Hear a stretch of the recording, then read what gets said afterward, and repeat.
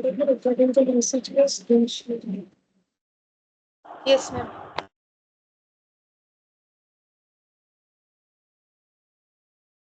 हम लोग retirement start किए थे लास्ट क्लास में, जिसपे हम लोगों ने कुछ क्वेश्चंस किया था आज। इसके बाद next I think illustration course है, चलो देखते हैं।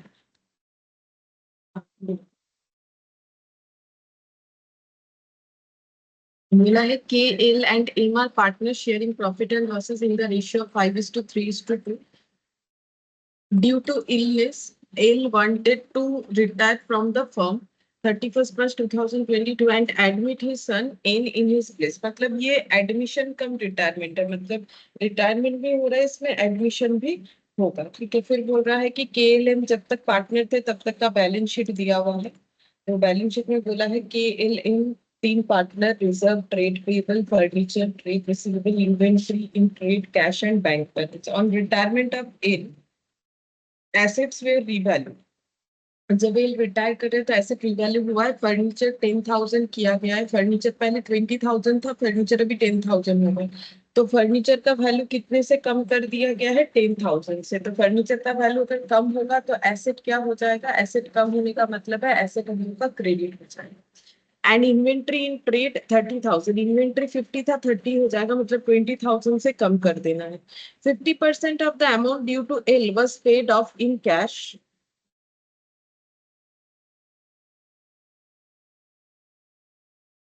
Good afternoon.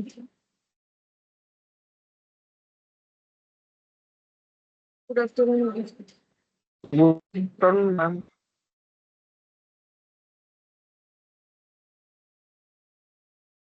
यहाँ पर बोला है कि इन्वेंट्री का वैल्यूएशन कर दिया गया 30,000। 50% of the amount due to L was paid off in cash and the balance was retained in the firm as capital of L. अच्छा, तो देखो बोल रहा है कि जो रिटायर हो रहा है वो तो एल था, एल को पेमेंट कर देंगे 50% और बाकी 50% एल को पेमेंट नहीं करेंगे, वही एन का कैपिटल बन जाएगा। ऐसे इनमें बात हुआ क्योंकि एन जो है वो के का सॉरी एल का बेटा है। ठीक है, तो एल बोल रहा है मुझे 50% दे दो, मुझे जो मिलना चाहिए, बाकी 50% मेरे बेटे का कैपिटल मान के उसको बिजनेस में ले लो। ठीक है, इस बात पे बाकी लोग भी राजी हो चुके हैं।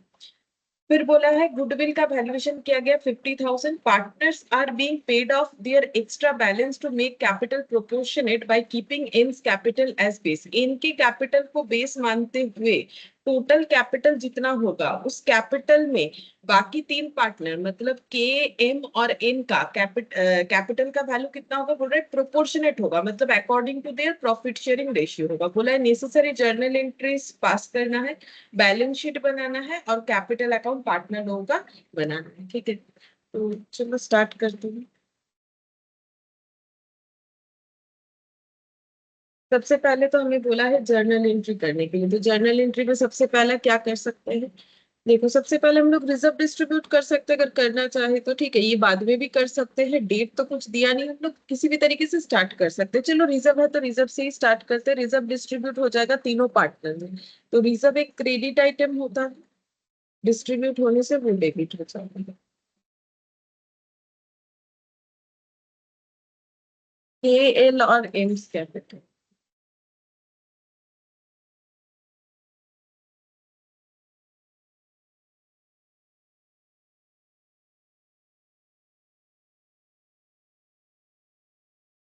AIIMS capital being reserve distributed, ऐसे लिखना है। अच्छा, अब रिजर्व देखते हैं कितना है। रिजर्व हम लोग का 50,000 कैसे डिस्ट्रीब्यूट होगा? हमेशा ओल्ड पार्टनर लोगों में ओल्ड प्रॉफिट शेयरिंग रेशियो में डिस्ट्रीब्यूट होता है।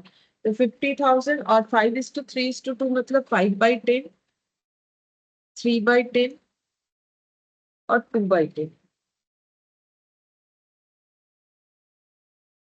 तो ये हो जाएगा 25,000, 15,000 और 10,000 रिजर्व डिस्ट्रीब्यूट हो गए।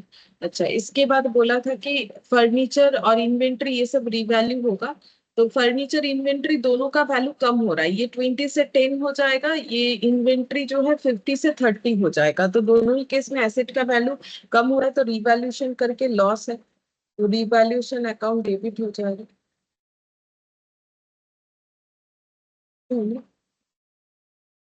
Furniture to inventory.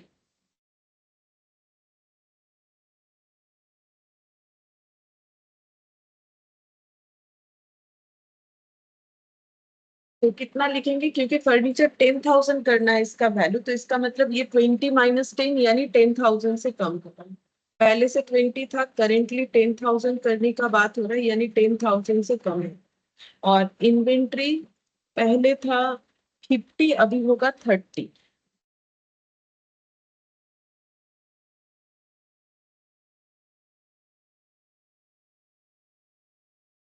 तो ये हो जाएगा उनका 30,000, रिवैल्यूएशन डेबिट हो गया, बीइंग एसेट रिड्यूस्ड, ऐसे लिखना पड़ेगा। फिर उसके बाद बोल रहा है कि 50% जो भी एल को अमाउंट मिलेगा उसमें से 50% एल को पे कर देंगे। तो अगर 50% पे करेंगे, बाकी 50% को एन का कैपिटल बना दिया जाएगा। तो अभी तो पता नहीं है कि अमाउंट क्या होगा, लेकिन हम लोग लिख तो सकते हैं एंट्री क्या होगा। ठीक है, एंट्री हम लोग लिख सकते हैं कि अगर एल का कैपिटल का आधा हिस्सा पे होगा और आधा हिस्सा एन का कैपिटल बना दिया जाएगा, तो एंट्री क्या होगा। लेकिन उसके पहले एक एंट्री और कर लेते हैं। रिवैल्यूएशन डेबिट है और रिवैल्यूएशन का कोई भी डेटा नहीं है, तो रिवैल्यूएशन यहीं पर कंप्लीट। तो रिवैल्यूएशन में हुआ है लॉस, ये लॉस डिस्ट्रीब्यूट हो जाएगा ओल्ड पार्टनर में, ओल्ड प्रॉफिट शेयरिंग रेशियो में। तो केस कैपिटल डेबिट हो जाएगा, लॉस होने से कैपिटल का वैल्यू कम हो जाएगा, मतलब कैपिटल, जैसे नेट लॉस जब हम लोग कैपिटल में लगाते हैं तो कैपिटल का वैल्यू कम हो जाता है, वैसे ही। तो कम होने से debit K's capital, L's capital, M's capital.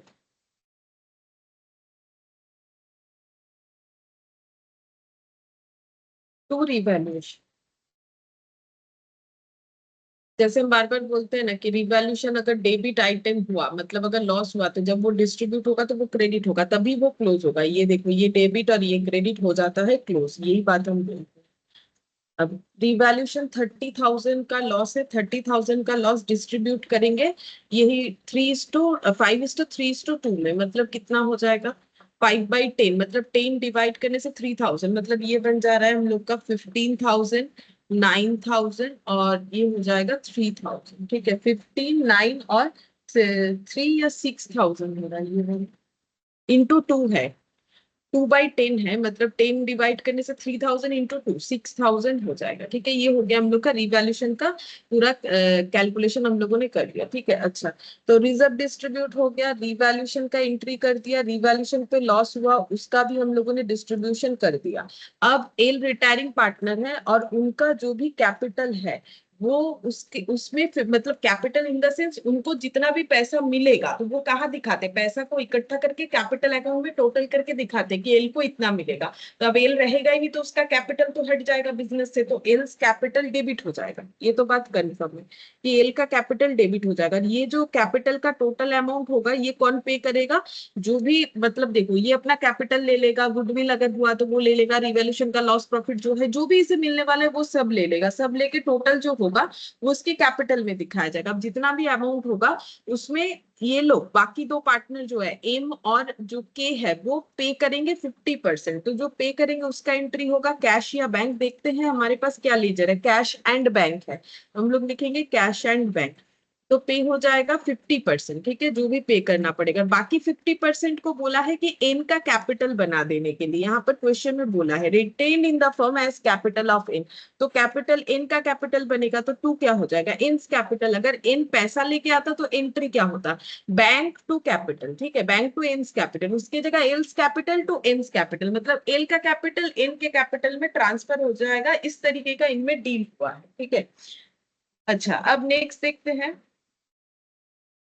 और क्या बोला है कि इनको अपना कैपिटल, अच्छा, गुडविल, गुडविल का शेयर भी देखना पड़ेगा। गुडविल 50,000 में वैल्यू हुआ है और पार्टनर लोगों को एक्स्ट्रा अमाउंट पे कर भी देगा या जरूरत पे ड्रॉ भी हो जाएगा अपने कैपिटल को प्रोपोर्शनेट करने के लिए। ठीक है, तो जर्नल एंट्री, बैलेंस शीट और कैपिटल अकाउंट, इसके बाद तो कैपिटल अकाउंट बनना चाहिए। बट यहाँ पर क्या क्या एंट्री बनेगा, एक तो रिवैल्यूएशन का, सॉरी, गुडविल वाला एंट्री एक होगा, और एक अगर कैश विदड्रॉन या फिर सबमिट करना पड़ा तो उसका एक एंट्री होगा। तो हम दो एंट्री का जगह रख देते हैं क्योंकि अभी तो पता नहीं वो कितना होगा। और यहाँ पर हम बनाते हैं कैपिटल अकाउंट का जगह और बैलेंस शीट का जगह।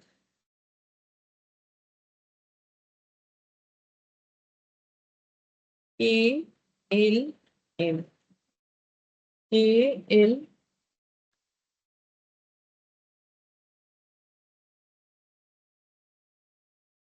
एम और बैलेंस शीट।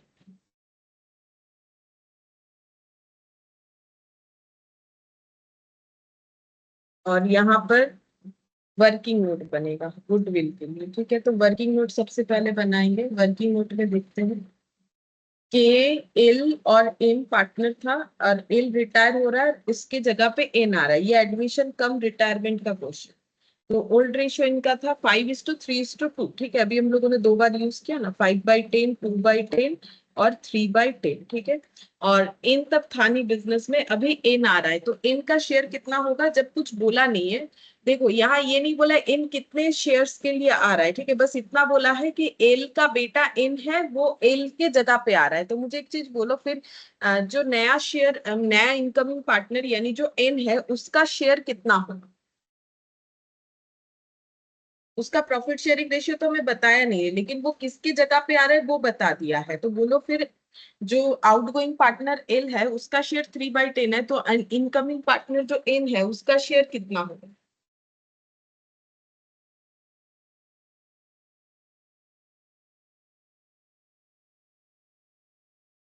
2/10। हाँ, 2/10 हो जाएगा। अच्छा, ये एल का शायद ना 3/10 है, मैंने उल्टा लिख दिया है। हाँ, तुम्हारा आंसर ठीक है। 5:, हम एक बार देखते हैं। हाँ, 3:2 था, 3:2 था, ठीक है। तो ये 3/10 जो है ये इसका हो जाएगा, ठीक है। क्योंकि इसके बिहाफ में आ रहा है तो ऑब्वियसली ये वाला शेयर इसके पास आ जाएगा, ठीक है। तो 3/10 हो गया। बाकी नए पार्टनर का शेयरिंग कैसे रहेगा, क्या उसके बारे में हमें कुछ बताया है। देखते हैं नए पार्टनर का शेयरिंग। हमें कुछ नहीं बताया नए पार्टनर का शेयरिंग कैसे रहेगा। तो लास्ट दिन जब हम लोग रेशियो सीख रहे थे तब हम लोगों ने बोला कि देखा कि देखो, अगर कुछ भी हमें इंफॉर्मेशन ना दे, तीन पार्टनर है, एक चला गया, रिटायर हो गया, फिर बचा हुआ प्रॉफिट शेयरिंग रेशियो हम लोग कैसे बोलेंगे। बचे हुए जो डेटा रहेंगे वही हमारा प्रॉफिट शेयरिंग रेशियो। मतलब हम ये कहना चाह रहे हैं कि के, एल और एम था जिसमें रेशियो बना हुआ था 5:3:2, ठीक है। इसमें से एल चला जा रहा है और उसके जगह पे एन आ जा रहा है, ठीक है। और एन का शेयरिंग ये 3 रहेगा, मतलब 3/10 3 रहेगा। तो बाकी लोगों का शेयर कितना रहेगा बिना कैलकुलेट किए भी तो हम लोग कर सकते हैं। लास्ट दिन हम लोगों ने जब रिटायरमेंट स्टार्ट किया था तो इसी बेसिस पे स्टार्ट किया था। रेशियो में बोलो कितना होगा के और एम का।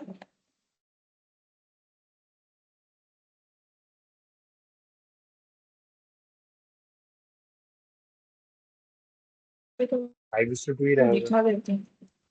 हाँ वही, हाँ वही रहेगा। यहाँ पर हम लोगों ने आलोक भास्कर चेतन का स्टार्टिंग में वही पढ़ा था कि आलोक अगर चला गया तो फिर बचा हुआ शेयर्स 2:1, भास्कर अगर चला गया तो फिर 3:1, चेतन अगर चला गया तो 3:2। तो ये करवाने का रीजन बस यही था और कुछ नहीं, कि तुम लोग जो है इसको थोड़ा सा ध्यान से देखो। चलो ठीक है, जो लोग देख रहे हो अच्छा बात है।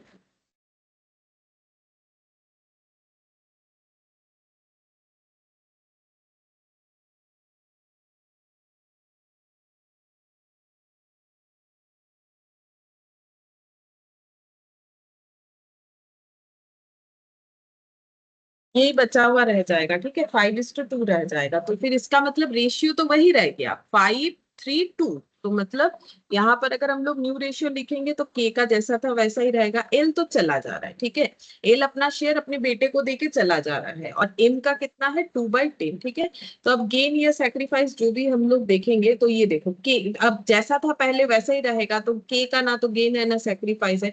एल का जो है सेक्रीफाइस है, एल ने 3/10 सेक्रीफाइस किया है ना। एल ने क्या किया है 3/10 सेक्रीफाइस किया, और इसका यही 3/10 इसके बेटे ने गेन किया, ठीक है। इनका कुछ भी नहीं है। मतलब सीधा बात है कि एल और एम एन, ठीक है, एम एल और एन में जो है गेन और सेक्रीफाइस हुआ है, ठीक है। तो अब यहाँ पर हम लोग गुडविल का कैलकुलेशन कैसे करेंगे। तो गुडविल का शेयर किसको मिलेगा, जो आउटगोइंग पार्टनर है यानी एल। एल जो है वो रिटायर कर रहा है और एन जो है वो एडमिशन ले रहा है, ठीक है, एडमिशन ले रहा है।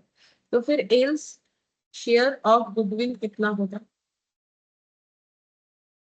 तो टोटल गुडविल कितना था 50,000 ऐसा कुछ दिख रहा था, ठीक है। अब ये 50,000 में एल का शेयर कितना हो जाएगा, हमेशा उसका जितना प्रॉफिट शेयरिंग रेशियो होता है, तो ये हो गया 3/10। तो इसका मतलब 15,000 एल को शेयर मिलना चाहिए गुडविल का, और देगा कौन, जो गेनिंग पार्टनर है कौन है, उसी का बेटा। तो पेड बाय एन हो जाएगा, ठीक है। अब इसका एंट्री क्या हो जाएगा, अब एन देगा तो एन का कैपिटल डेबिट होगा, और एल को मिलेगा तो एल का कैपिटल क्रेडिट होगा। तो हम लोग यहाँ पर लिख लेते हैं एन्स कैपिटल अकाउंट डेबिट।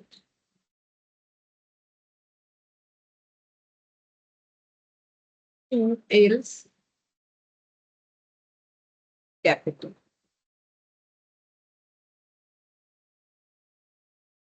15,000, ठीक है, ये हो जाएगा। अच्छा, अब और एक एंट्री वो कैश विथड्रॉन या जो भी होगा वो तो जब तक कैपिटल अकाउंट नहीं बनेगा हम लोग नहीं फाइंड आउट कर सकते हैं, तो अब हम लोग कैपिटल अकाउंट बनाएंगे। बाई बैलेंस पीडी, ठीक है, तो कैपिटल अकाउंट में है 40, 60 और 30। 40, 60, अच्छा मुझे और एक पार्टनर का नाम भी लिखना चाहिए, वो तो लिखा ही नहीं। एक सेकंड, ALNN होगा ना, ANM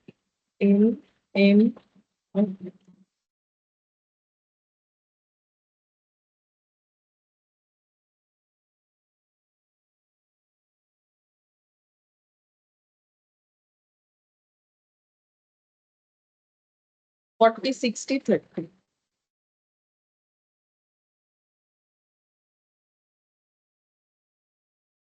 by reserve, reserve distribute हुआ है, रिजर्व का अमाउंट है 25, 15 और 10।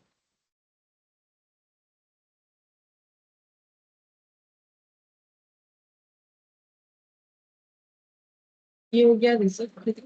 इसके बाद रिवैल्यूएशन और टू फर्नीचर इन्वेंट्री, तो हमारे पास तो ये लेजर है नहीं, पोस्ट होगा, ये पोस्ट हो जाएगा रिवैल्यूएशन का लॉस, ठीक है। तो टू रिवैल्यूएशन लॉस के एल और एम में 15, 9 और 6 जाएगा, टू रिवैल्यूएशन लॉस 15, 9 और 6,000। ये सब में इनका कोई हिस्सेदारी नहीं है, ठीक है। अच्छा, इसके बाद ये तो लास्ट में होगा, ठीक है, कि एल को कितना मिल रहा है उसमें से हाफ पे होगा और हाफ एन का कैपिटल हो जाएगा। ये एंट्री पोस्ट करते हैं, N to L's capital 15,000 by N to L's capital. To L बोल के एन के कॉलम में चला जाएगा गुडविल का 15,000, और बाई एन बोल के एल के कॉलम में जाएगा 15,000। तो देखो, इधर इधर अगर देखा जाए सारा चीज ऐड होते जा रहा है कि 60,000 मेरा कैपिटल था, हम ले लेंगे, एल बोल रहा है मुझे रिजर्व का इतना मिलेगा, मुझे गुडविल का इतना मिलेगा, तो ये ऐड हो रहा है, जो देगा उसका इधर आ रहा है, तो वो लेस हो रहा है, ठीक है, मतलब उसके अकाउंट से ये पैसा कटेगा, इनके यहाँ पर जितना भी टोटल होगा उससे ये 15,000 कट हो जाएगा कैपिटल से, ठीक है। अच्छा, और नेक्स्ट हम लोग, और क्या, और तो कुछ नहीं दिख रहा है मुझे, अब हम लोग क्लोज करेंगे, तो क्लोज करते हैं। तो सबसे पहले किसका अकाउंट क्लोज करना चाहिए, जो रिटायरिंग पार्टनर है, तो हम लोग सबसे पहले एल का अकाउंट क्लोज करेंगे। एल रिटायरिंग है, तो एल को कितना मिलेगा, 60 + 30, एल को 90,000 मिलना चाहिए, ठीक है। तो 90,000 का अब हम लोग आधा आधा कर देंगे, तो यहाँ पर एल का लिखते हैं 90, अच्छा 90 से 9 माइनस हो जाएगा, रिवैल्यूएशन लॉस हुआ है तो वो लॉस तो बेयर करना पड़ेगा, पार्टनरशिप का रूल्स है कि प्रॉफिट है तो लॉस भी लेना पड़ेगा, तो टोटल हो गया 81,000। अब ये 81,000 एल को मिलना चाहिए, लेकिन 50% दिया जाएगा और 50% का एन का कैपिटल बना दिया जाएगा, तो इसका 50% मतलब हाफ, यानी डिवाइडेड बाई 2, तो 40,500, तो जो पे हो जाएगा उसको हम लोग लिखेंगे टू कैश एंड बैंक पे होने से, ठीक है। तो टू कैश एट बैंक बोल के 40,500, और बाकी जो है 40,500 ये एन का कैपिटल बन जाएगा, तो टू एन्स कैपिटल, ठीक है, ये एंट्री होगी, कैपिटल क्रेडिट हो जाएगा। अब ये वाला जो है हम लोग यहाँ पर लिख देते हैं 40,500 और 40,500,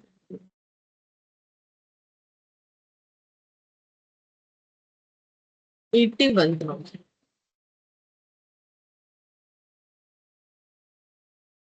ये बिल्कुल अच्छा। अब इसके बाद क्या करना है, कैपिटल को करना है प्रोपोर्शनेट, और उसमें हमें एल के कैपिटल को बेस मान के, किसके कैपिटल को बेस मान के करने के लिए बोला है, यहाँ पर एम्स कैपिटल को बेस मान के, तो वर्किंग नोट नंबर 2 बनाते हैं।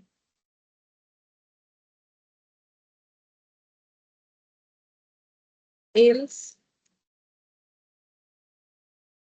कैपिटल, ठीक है, तो एल का कैपिटल कितना है, एल का कैपिटल है, सॉरी एल, एन, एन के कैपिटल को बेस मान के करना है, तो एन्स कैपिटल, तो एन का कैपिटल कितना हुआ अभी हम लोगों ने कैलकुलेट किया।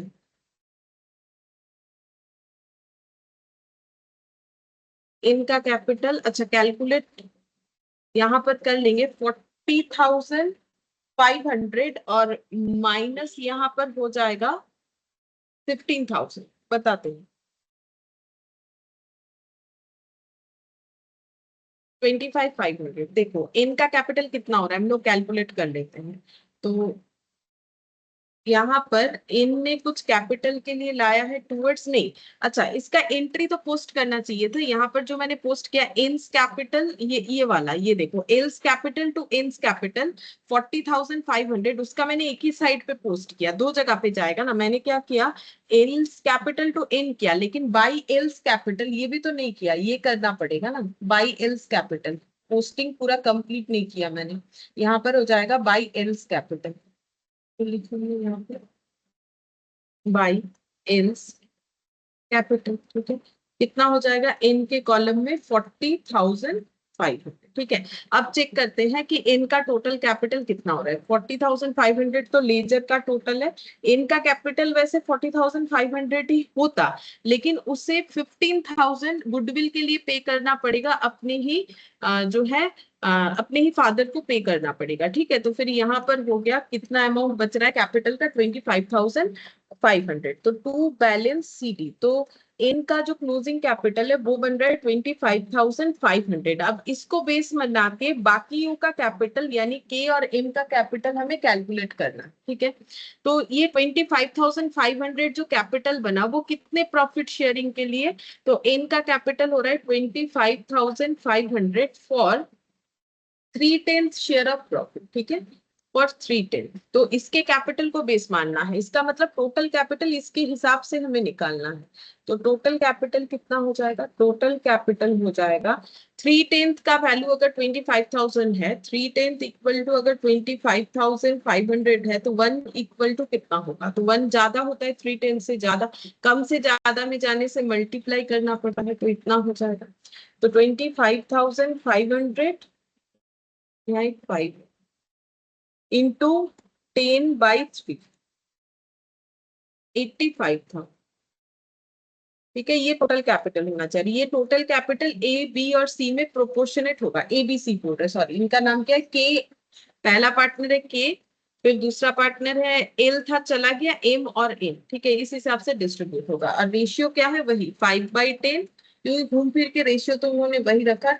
एम का कितना है देखते हैं, यहाँ पर चेक कर लेते हैं। एम का है हम लोग का 2/10 और एन का है 3/10, तो 2/10 और 3/10। ठीक है, तो 85,000 डिवाइडेड बाई 10 इंटू 5, 42,500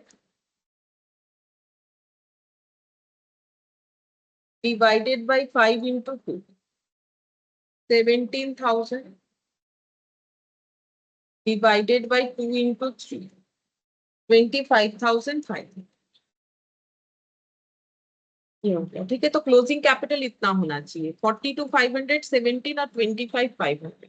तो यहाँ पर हो जाएगा 42,500 और 17,000 और 25,500 ऑलरेडी लिखा हुआ है हम लोग का। अब लेजर बैलेंस करना पड़ेगा के और एम का। ठीक है, बाकियों का तो कर रखा है, तो के का इधर है 40 और इधर है 25, तो इधर तो ऑलरेडी 42,500 है और इधर 15,000 है, तो इधर ज्यादा हो रहा है। ठीक है, डेबिट साइड में ज्यादा हो रहा है, तो इसमें टोटल करके देखते हैं या फिर इधर ज्यादा हो रहा है, देखते हैं।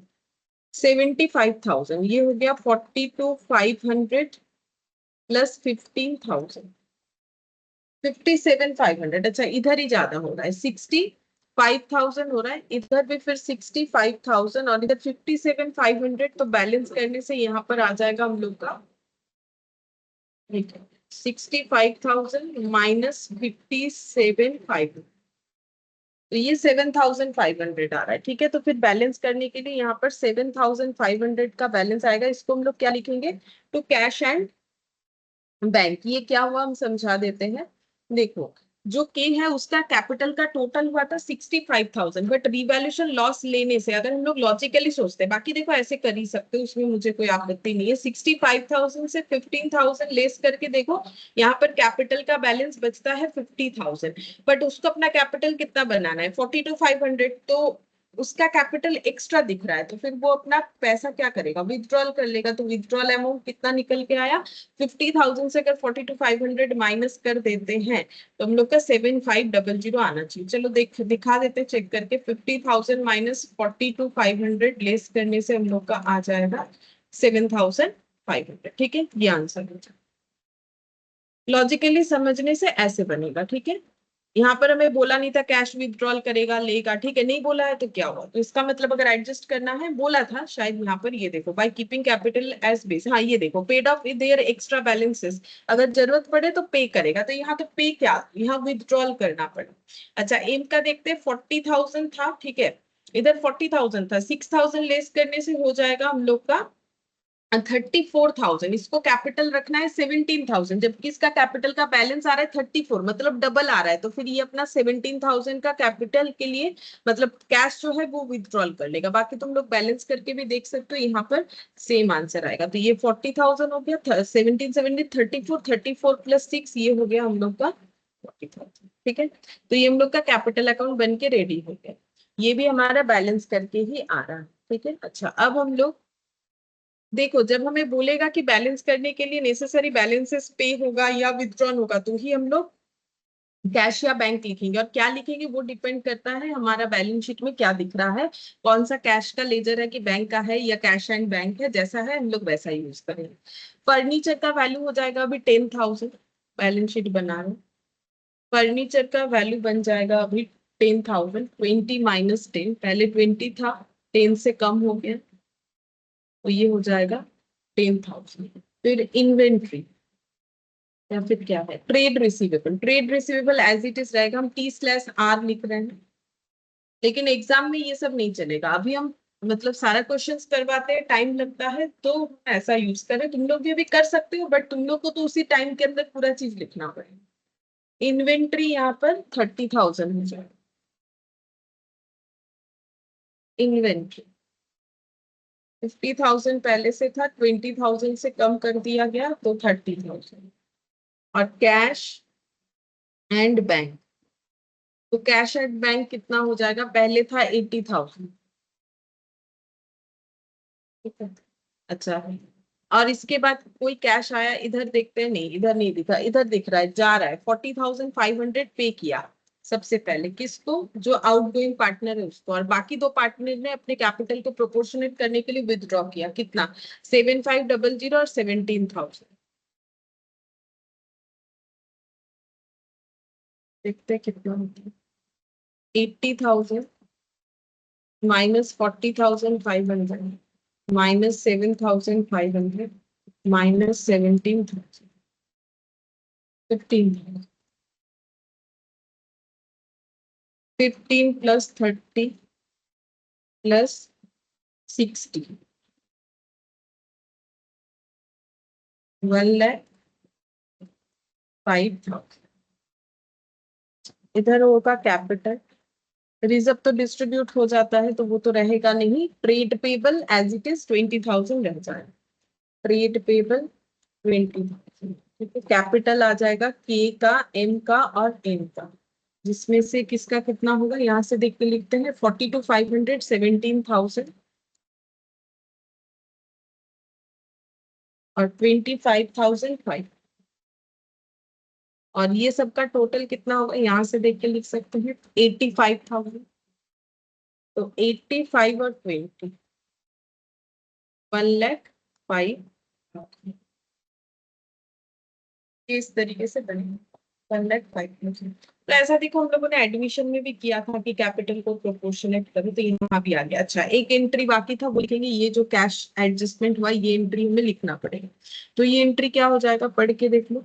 यहाँ पर K's capital account debit, M's capital account debit to cash at bank, K's capital account debit, M's capital account debit to cash and bank. K's capital account हो जाएगा 7,500, 17,000,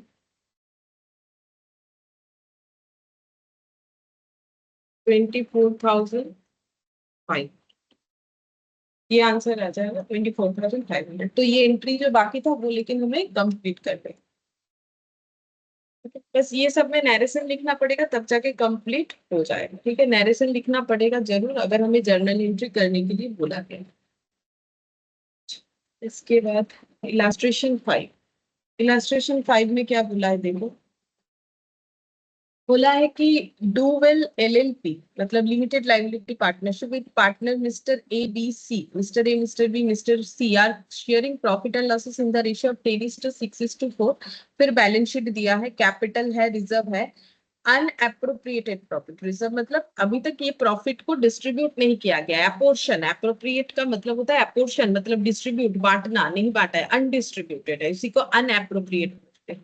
लॉन्ग टर्म डेप्ट है, बैंक ओवरड्राफ्ट है, trade payable है, land है, building है, plant and machinery, furniture, investment, inventories, trade receive.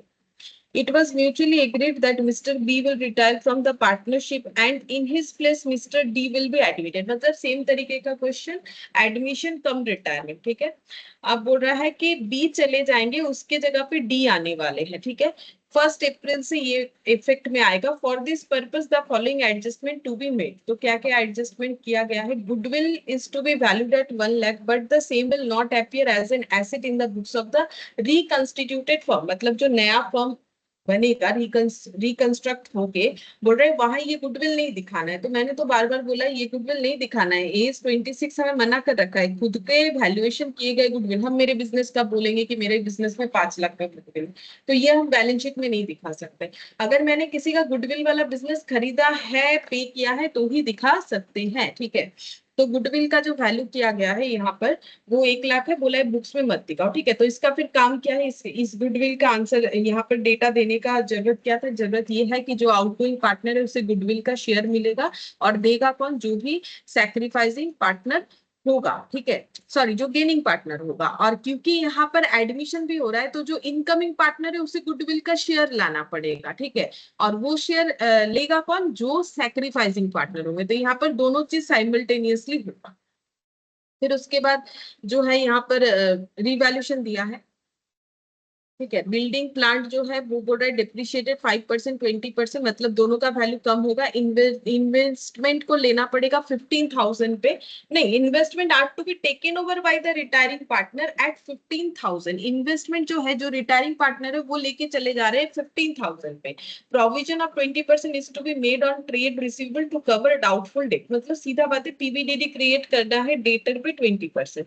In the reconstituted firm the total capital 2 lakh होगा। अब देखो यहाँ पर टोटल कैपिटल हमें खुद बता दिया है कि जब फर्म रिकंस्टिट्यूटेड होगा, मतलब जहां पर 3 पार्टनर ए सी और डी रहेंगे उनका टोटल कैपिटल 2 लाख होना चाहिए। और फिर उसके बाद बोल रहे विल बी कंट्रीब्यूटेड बाई, ये 2 लाख कैसे कंट्रीब्यूट करेंगे ए सी और डी, बोल रहे उनके न्यू प्रॉफिट शेयरिंग रेशियो जो कि है 2:2:1। The surplus fund if any will be used for repaying bank overdraft. अगर कुछ पैसा बच जाएगा तो बीओडी पे कर देंगे। क्या इनका बीओडी था।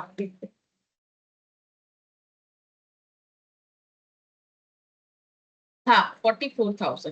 तो अगर कुछ सरप्लस पैसा बचेगा तो बीओडी पे कर दिया जाएगा। The amount due to retiring partner shall be transfer to his loan account. यहाँ हमें क्लियरली बता दिया है कि जो आउटगोइंग पार्टनर है उनको जो अमाउंट मिलेगा वो अभी पे नहीं कर पाएंगे, तो उसका क्या बनाना है, उसका लोन बना देना। ऐसा यहाँ पर बोला हुआ है। फिर बोल रहा है क्या क्या प्रिपेयर करके देना है। Revaluation account, capital account, bank account और balance sheet of the reconstituted firm. तो हमें यहाँ एंट्री करने नहीं बोला है, सारी चीजों का अकाउंट बनाने के लिए बोला है। तो यही मुझे लगता है डी तक। ठीक है, तो बनाते हैं सबसे पहले revaluation account.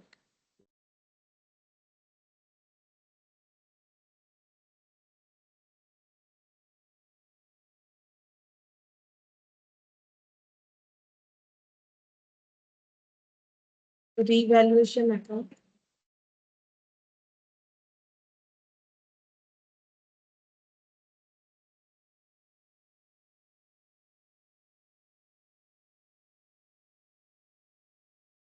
Partners capital account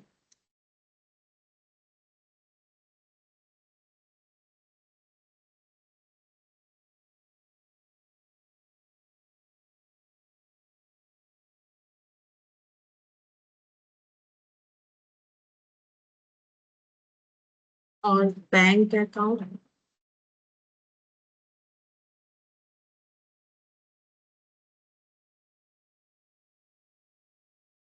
और बैलेंस।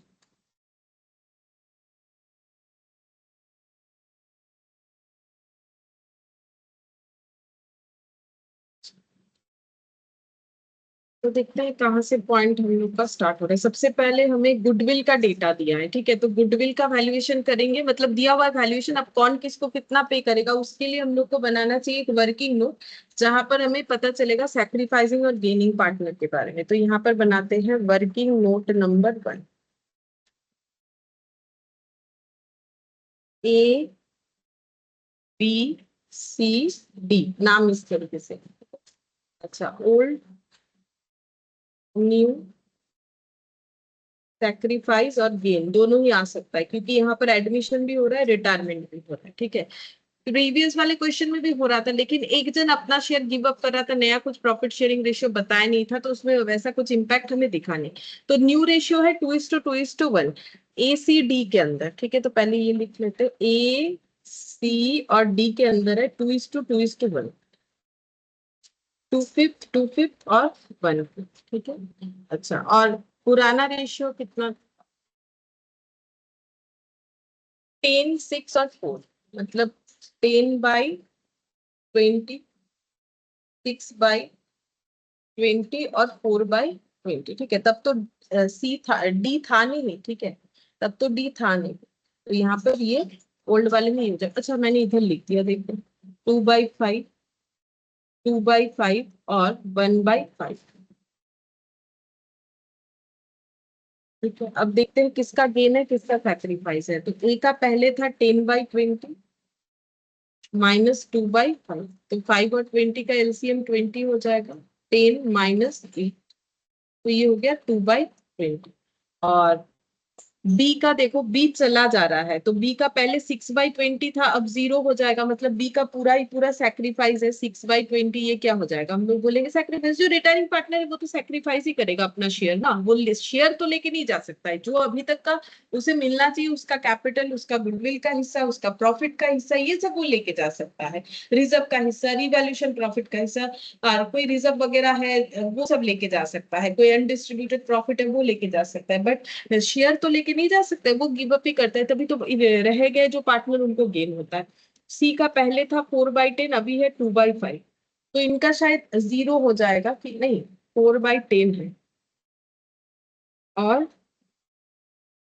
10 नहीं, ये तो 20 है, हाँ, 4/20 और 5/20, 4/10 होने से तो 0 ही आता हो, ठीक है। तो ये हो गया 24 - 8, तो ये हो गया -4/20।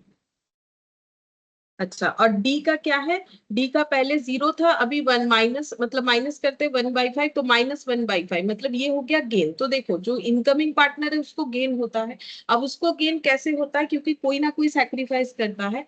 तो अब यहाँ पर देखो, जो सी है उसको भी गेन हुआ है, पहले उसको मिलता था 4/20, 4/20 का मतलब अगर तुम लोग परसेंटेज में देखोगे तो यहाँ पर चेक करके देख सकते हो, 4 मतलब यहाँ पर हो जाता है लगभग 20%, अभी मिल रहा है 2/5, यानी अभी मिल रहा है 40%, मतलब गेन हुआ है कितने का, 20% का, ठीक है। तो 20% मतलब कितना होता है, ये देख लो 1/5 होता है 20% का, मतलब ये भी 1/5 ही आ रहा है, इसको चेक करके देख सकते हैं 1/5 आ रहा है, तो इनको भी हुआ गेन, ठीक है। वैसे भी अगर हम लोग कैलकुलेशन देखेंगे तो समझ जाएंगे, इनका सेक्रीफाइस है। और ये 1/10 आ रहा है, अगर देखें तो ये भी सेक्रीफाइस है, ठीक है। कैसे? क्योंकि पहले मिलता था हाफ यानी 50%, अभी मिलता है 2/5, 2/5 का मतलब होता है 40%, ठीक है। तो फिर 10% का इनका सेक्रीफाइस है। तो देखो, इन्होंने जो 1/10 सैक्रिफाइस किया और इन्होंने 6/20 का सैक्रिफाइस किया, यही इन दोनों को गेन हुआ। अब किसने किसको कितना दिया है वो हम लोग क्लियरली यहाँ से देख नहीं पा रहे, ठीक है। तो हम लोग एंट्री कैसे करेंगे? एंट्री हम लोग सिंपल इस तरीके से कर देंगे कि जो भी सैक्रिफाइसिंग पार्टनर है, ठीक है, उनको गुडविल का शेयर मिलना चाहिए, तो 2 एस कैपिटल होगा, और 2 जो है यहाँ पर बीस कैपिटल होगा, ठीक है। और देगा कौन, कंपेंसेट कौन करेगा, जो गेनिंग पार्टनर है। तो सीज कैपिटल और डीज कैपिटल, क्योंकि ये लोग गेनिंग पार्टनर है, ठीक है। इसका कैपिटल लिखने का यहाँ जगह नहीं है, तो इसलिए मैंने ऐसे लिख दिया, ठीक है। अब कितना कितना अमाउंट होगा, तो टोटल गुडविल क्वेश्चन में दिया हुआ था, ठीक है। तो टोटल गुडविल कितना है, टोटल गुडविल है 1 लाख, ठीक है। तो अब 1 लाख में से जितना गेन और सेक्रीफाइस है उतना ही हमें कैलकुलेट करना पड़ेगा। तो यहाँ पर हो जाएगा 1 लाख को एल लिख रहा है, तो सी का जो है सेक्रीफाइस गेन कितना है 1/5, तो 1/5 यानी ये हो जाएगा 20,000, ठीक है। जितना गेन करेंगे उतना देना पड़ेगा। तो यहाँ पर कितना हो जाएगा, अगर डी का देखेंगे तो 1 लाख इंटू 1/5, ये भी 20,000 हो जाएगा, ठीक है। ए का कितना हो जाएगा, ए का हो जाएगा 1 लाख इंटू 1/10, तो ये हो जाएगा हम लोग का 10,000। और 1 लाख इंटू 6/20, तो 20 से डिवाइड करने से हो जाता है 5 इंटू 6 30, तो 30 और ये हो गया 20, ठीक है। तो इस तरीके से हम लोग इसका कैलकुलेशन कर सकते हैं कि 1 लाख का गुडविल था, तो इस तरीके से कैलकुलेशन करने से इतना आ जाएगा, ठीक है। अब इसको हम लोग पोस्ट करेंगे जो कैपिटल अकाउंट है वहां पर, ठीक है। तो कैपिटल अकाउंट में तो अभी कुछ लिखा नहीं है मैंने, जब लिखेंगे तब कर लेंगे। और एक वर्किंग नोट बनना चाहिए, वो भी यहाँ पर बना लेते हैं। टोटल कैपिटल बोला है फर्म का 2 लाख, जिसको ये लोग प्रोपोर्शनेटली डिस्ट्रीब्यूट करेंगे। तो प्रोपोर्शन मतलब न्यू प्रॉफिट शेयरिंग रेशियो में जो है 2/5 और 1/5, ठीक है। तो फिर ए का कितना हो जाएगा और सी का कितना हो जाएगा और डी का कितना हो जाएगा, तो 2/5, तो डिवाइडेड बाई अगर हम लोग 5 करते हैं तो 40,000 इंटू 2, मतलब ये 80,000 हो जाएगा। 40,000 इंटू सी का है 2, मतलब ये भी 80,000 हो जाएगा। और ये है 1, यानी ये 40,000 हो जाएगा बस। और हमें कोई वर्किंग नोट नहीं करना पड़ेगा, तो मैंने यहाँ पर ये दोनों वर्किंग नोट को कर लिया, ठीक है। अब हम लोग जो है यहाँ पर देख देख के लिख सकते हैं। तो सबसे पहले यहाँ पर बोला था गुडविल का ही बात, तो पार्टनर लोगों का नाम लिखना पड़ेगा। पार्टनर है ABCD,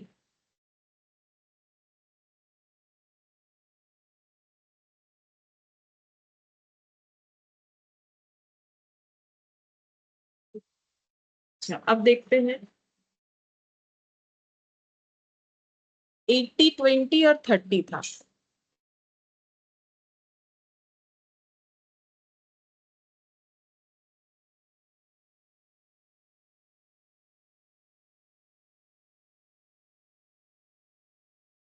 80 20 और 30,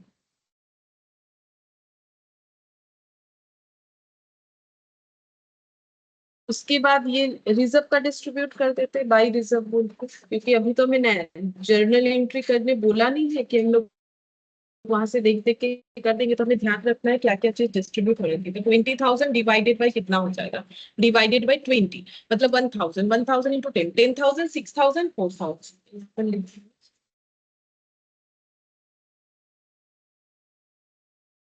ये हो गया रिजर्व, ठीक है। रिजर्व का यहाँ पर 10:6 रिजर्व का डिस्ट्रीब्यूशन हो गया। और तो यहाँ से कुछ डिस्ट्रीब्यूट होता नहीं है बैलेंस शीट से। अब गुडविल हम लोग ऑलरेडी कैलकुलेट कर चुके, बस लिखना पड़ेगा। तो गुडविल का एंट्री कैसे पोस्ट होगा, तो देख लो। गुडविल का एंट्री हम लोग का क्या आया, सीज कैपिटल डीज कैपिटल 2A 2B, तो यहाँ पर लिखेंगे by seize capital by D's capital 2A capital 2B's capital, ठीक है।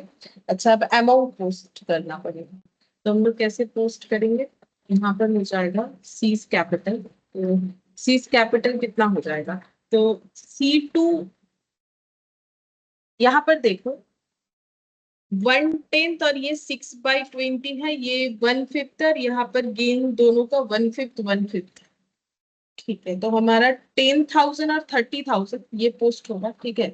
10,000 और 30,000 और उधर 20 पोस्ट हो जाएगा 2A और 2B। तो यहाँ पर 2A और 2B बोल के 20 पोस्ट हो जाएगा C और D में।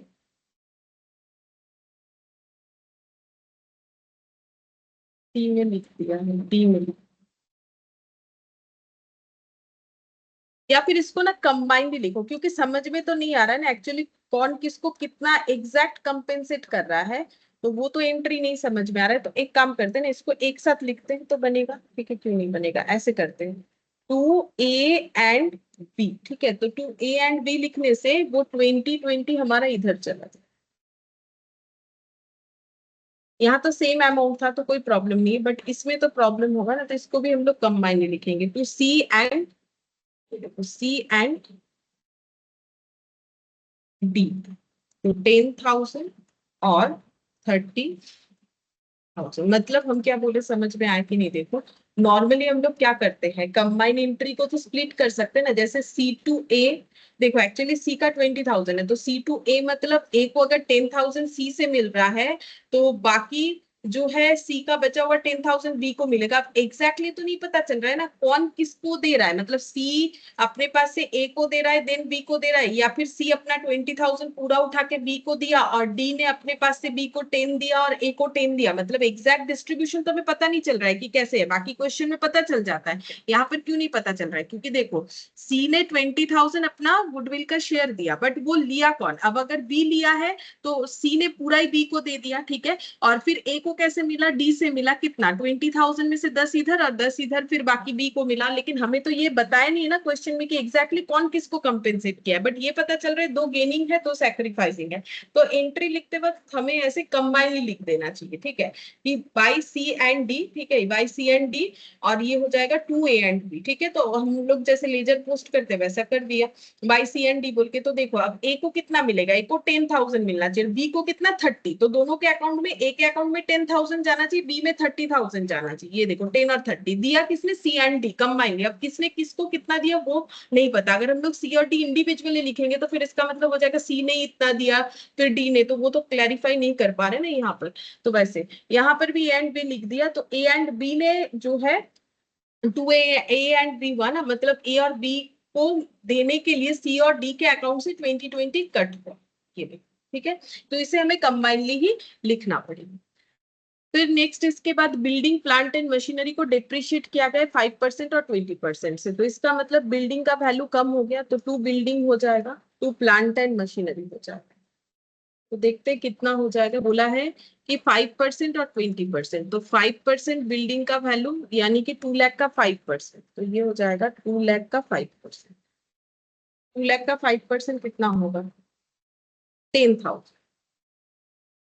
ठीक है। और प्लांट एंड मशीनरी 1,30,000, इस पे कितना परसेंट लगाने बोला है? 1,30,000 को 20% से डिप्रिशिएट करेंगे, तो 26,000। ये हो गया प्लांट एंड मशीनरी, ठीक है, प्लांट एंड मशीनरी और बिल्डिंग। फिर उसके बाद investment are to be taken over by the retiring partner at 15,000।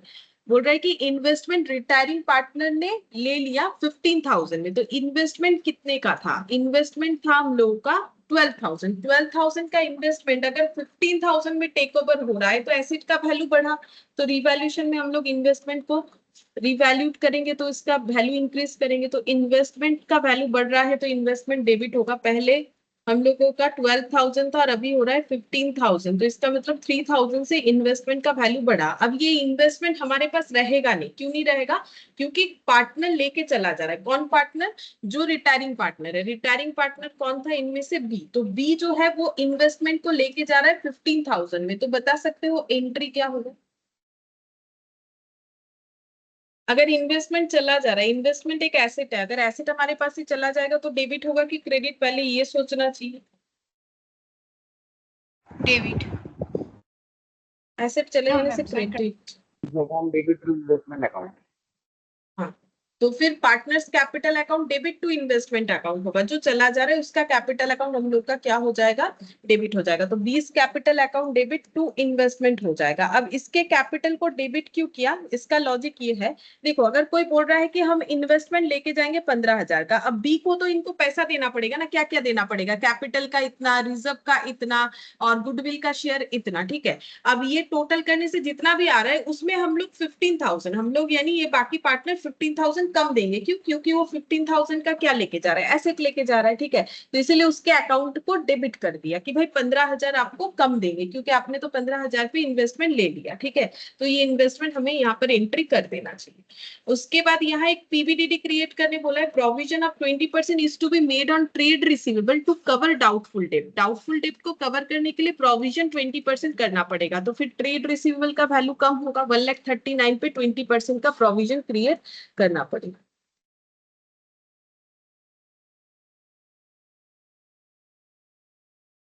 Twenty percent का प्रोविजन क्रिएट करना पड़ेगा, तो कितना होगा? 139, 27,800। और देखते हैं और क्या बोलेंगे। अच्छा, अब यहाँ पर बोला है कि 2 लाख जो शेयर्स है उसे ये लोग 2 लाख का जो कैपिटल है, शेयर बोल रहे हैं, 2 लाख का जो कैपिटल है वो इस तरीके से डिस्ट्रीब्यूट होगा, बस और कुछ नहीं। अगर कुछ एक्स्ट्रा पैसा होगा तो उसमें बीओडी पे कर देंगे, वो तो बैंक अकाउंट में दिखाएंगे, और बाकी रिटायरिंग पार्टनर को जो अमाउंट मिलने वाला है वो उसके लोन अकाउंट में ट्रांसफर होगा। मतलब बाकी सब हो गया है, ठीक है। तो अब हम लोग रिवैल्यूएशन को सबसे पहले क्लोज करेंगे और देखेंगे प्रॉफिट हो रहा है कि लॉस हो रहा है। तो लॉस ही हो रहा है, देखो इधर सबसे मतलब ज्यादा वैल्यू दिख रहा है। तो ये हो गया 10,000, 27 और 27 होता है कितना, 54। 54,000, और ये हो जाएगा 800। ये 10,000 है, अच्छा सॉरी, 10,000 है, मतलब 36 प्लस 27.8, मतलब 63.8, मतलब 63,800 माइनस 3,000, यानी कि 60,800 का loss by loss transfer to partners capital, transfer to partners capital ABC। तो 60,800 डिवाइडेड बाई 20, ठीक है, 3040, और ये कितने करके मल्टीप्लाई होगा, 20 हुआ था, 10:6:4 था मुझे, हाँ, इंटू 10, 30,400 डिवाइडेड बाई 10 कर देते हैं, इंटू 6 कर देते हैं, 18,240 डिवाइडेड बाई 6 कर देंगे, इंटू 4 कर देंगे, तो 18,240 डिवाइडेड बाई 6 इंटू 4, 12,160। अब ये रिवैल्यूएशन का लॉस जो है वो यहाँ कैपिटल अकाउंट में ट्रांसफर करेंगे।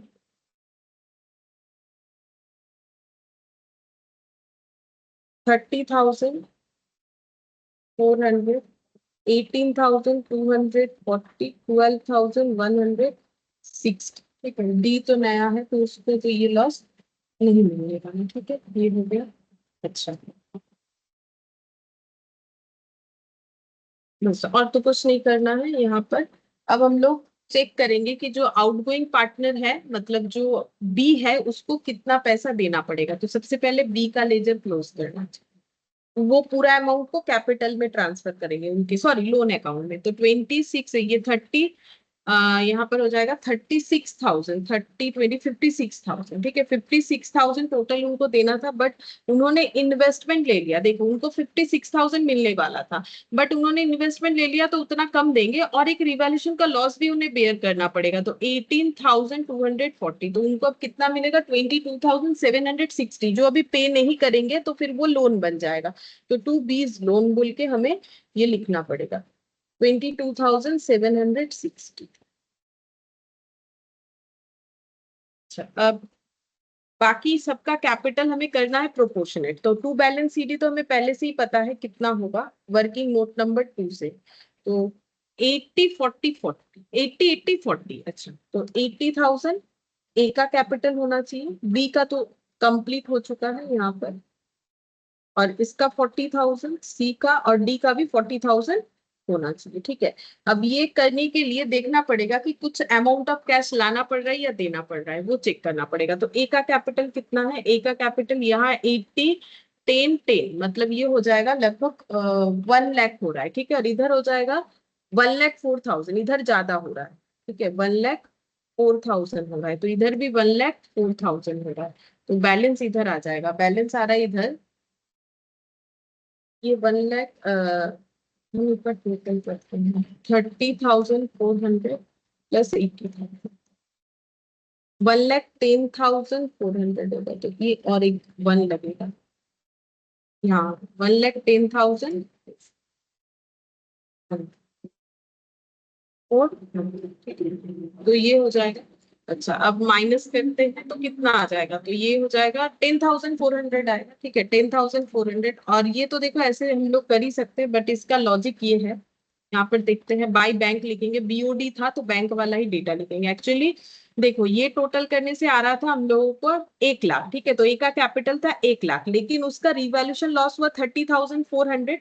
तो देखो 1 लाख में से अगर 30,400 लेस कर देते हैं, फिर ए का कैपिटल बचता है 69,600 बस। बट उसे उसका कैपिटल कितना बनाना पड़ेगा? 80,000। तो इसका मतलब उसे पैसा लाना पड़ेगा। अब कितना लाना पड़ेगा? ये देखो, ये लाना पड़ेगा 10,400। ठीक है, ये होता है लॉजिक। बाकी देखो लिख के तो इधर उधर बैलेंस करोगे, बैंक लिख दोगे, लेकिन लॉजिक नहीं पता चलेगा तो कैसे, मतलब अगर कुछ अलग टाइप का सम हुआ तो फिर हम लोगों को करने में प्रॉब्लम होता है। अब सी का देख लो, 34,000 कैपिटल है। ठीक है, और इधर देखो, इधर 34 और ऊपर से ये दो माइनस हो जाएगा, है ना। 34,000 तो इसका टोटल कैपिटल था, लेकिन रिवैल्यूएशन लॉस इसे बेयर करना पड़ेगा 12,160, और इसे क्योंकि ये गेनिंग है तो फिर इसे 20,000 का क्या देना पड़ेगा? 20,000 का गुडविल का शेयर। तो 1,840 इसका कैपिटल बच रहा है, लेकिन इसको अपना कैपिटल 40,000 रखना है, क्योंकि प्रोपोर्शनेट करने से उतना ही आया, तो फिर इसको भी पैसा लेके आना पड़ेगा। कितना लाना पड़ेगा? -40,000 करके देखते, जितना कम हुआ है उतना लाना पड़ेगा, यानी 38,160। तो मुझे लग रहा है मेरा टोटल गलत हो गया। ठीक है, एक बार फिर से देख लेते हैं। ये हम लोग का हो रहा है 30, और ये हो जाएगा 34, और इधर हो गया 12,160, 20,000 प्लस 12,160 माइनस 34, 1,840 और 40,000, 38,160। ठीक है, 38,160 इतना लाना, टोटल करके देख सकते हैं। तो यहाँ पर हो जाएगा 71,200,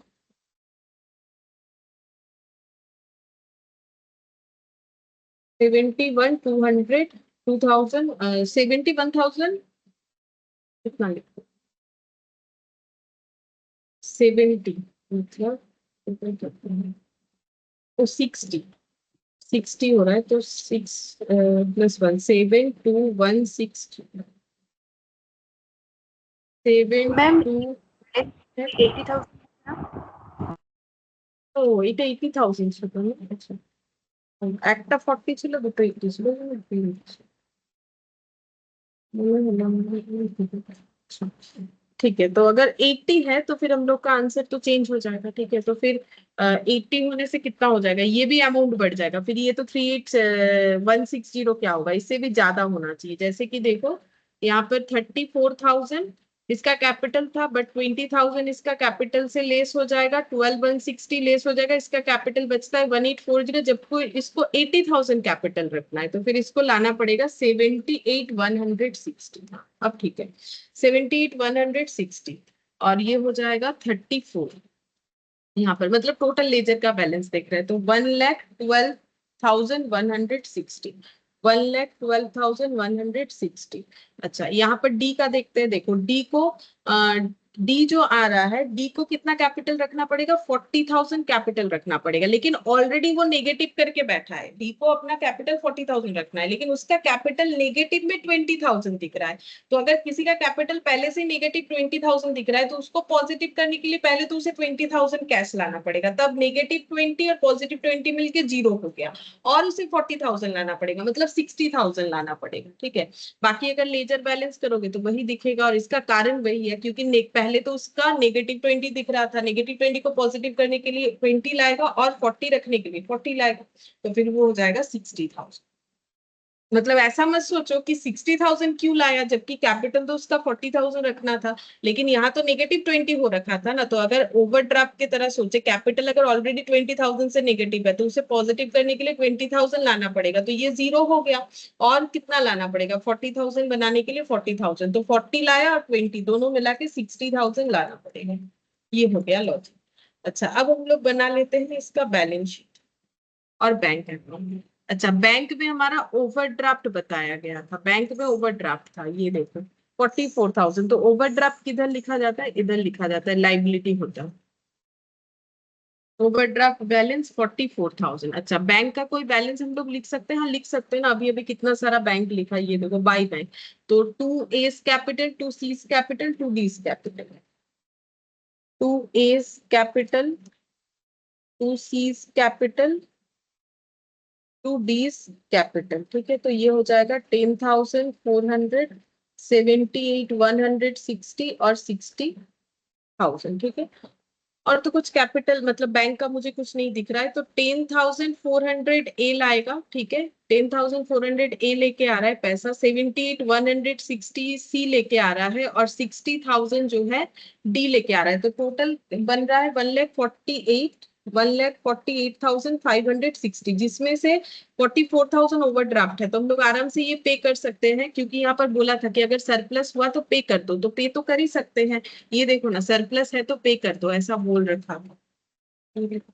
surplus fund if any will be used for repaying bank overdraft, तो हम लोग पे कर सकते हैं। जो बचा हुआ पैसा है वो बैलेंस शीट में बैंक का बैलेंस बोल के दिखेगा। 44,000 लेस करके देखते हैं बचा हुआ पैसा कितने है। तो बचा हुआ पैसा है 1,48,560 माइनस 44,000, 1,04,000। तब कुछ और आ गया था, ठीक है, इतना कम नहीं हो सकता। 1,48,560, ये इतना पैसा बचेगा। अब ये कहाँ जाएगा, ये बैलेंस शीट में जाएगा। जब हम लोग बैलेंस शीट बनाएंगे तो अभी बना रहे, ठीक है, बैलेंस शीट। बैलेंस शीट में देखते हैं क्या क्या दिया हुआ है। लैंड जैसा है वैसा ही रहेगा, 10,000।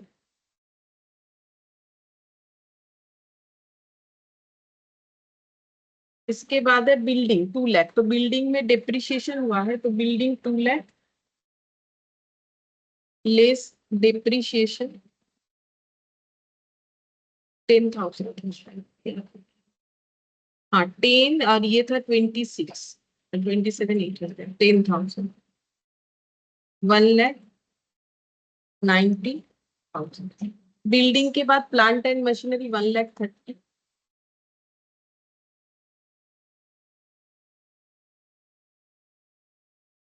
डिप्रिशिएशन 26,000, 1,04,000। अच्छा, फर्नीचर 43,000, ये एज इट इज रहेगा, इसमें तो कोई चेंजेस था नहीं। फिर इन्वेस्टमेंट 12,000, ये और नहीं आएगा क्योंकि इन्वेस्टमेंट लेके चला गया है जो रिटायरिंग पार्टनर था। इन्वेंट्रीज 1,30,000, ये भी एज इट इज रहेगा।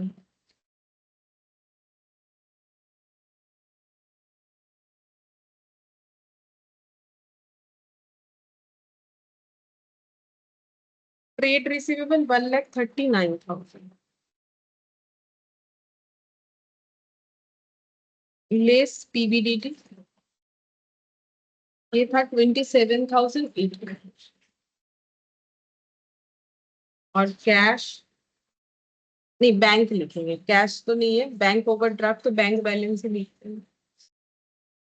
बैंक बैलेंस आया अभी हम लोग को 1,04,560, और ये आ जाएगा 1,39,000,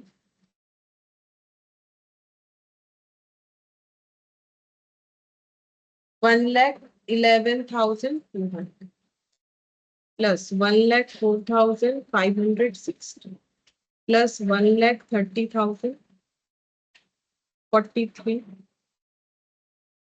1,04,000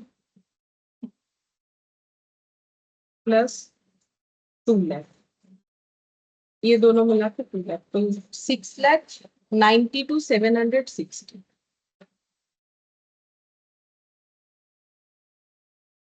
फिर इधर लिखेंगे capital A B, A C D, B तो चला गया है, ए सी डी कैपिटल हो जाएगा 80, 80, 40।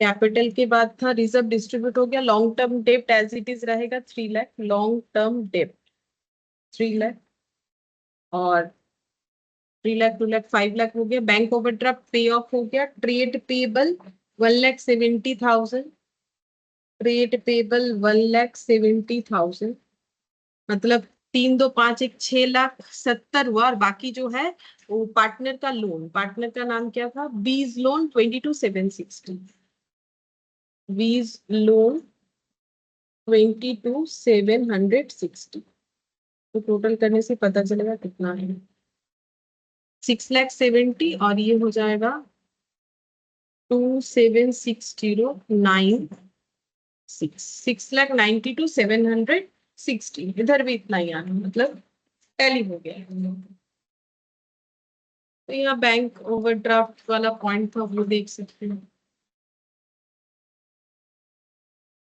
अच्छा, इस लेजर का नाम हमें बीओडी देना चाहिए, वैसे बैंक बोला है क्वेश्चन में, तो इसीलिए ना मैंने बैंक लिखा, ये बोला बैंक अकाउंट करना, वैसे है तो बीओडी, जो भी कोई प्रॉब्लम नहीं है, क्योंकि हम लोगों ने ब्रॉट डाउन इधर किया है ना, तो ये ओवरड्राफ्ट बैलेंस है, ऐसे लिखने से हो जाए। अच्छा,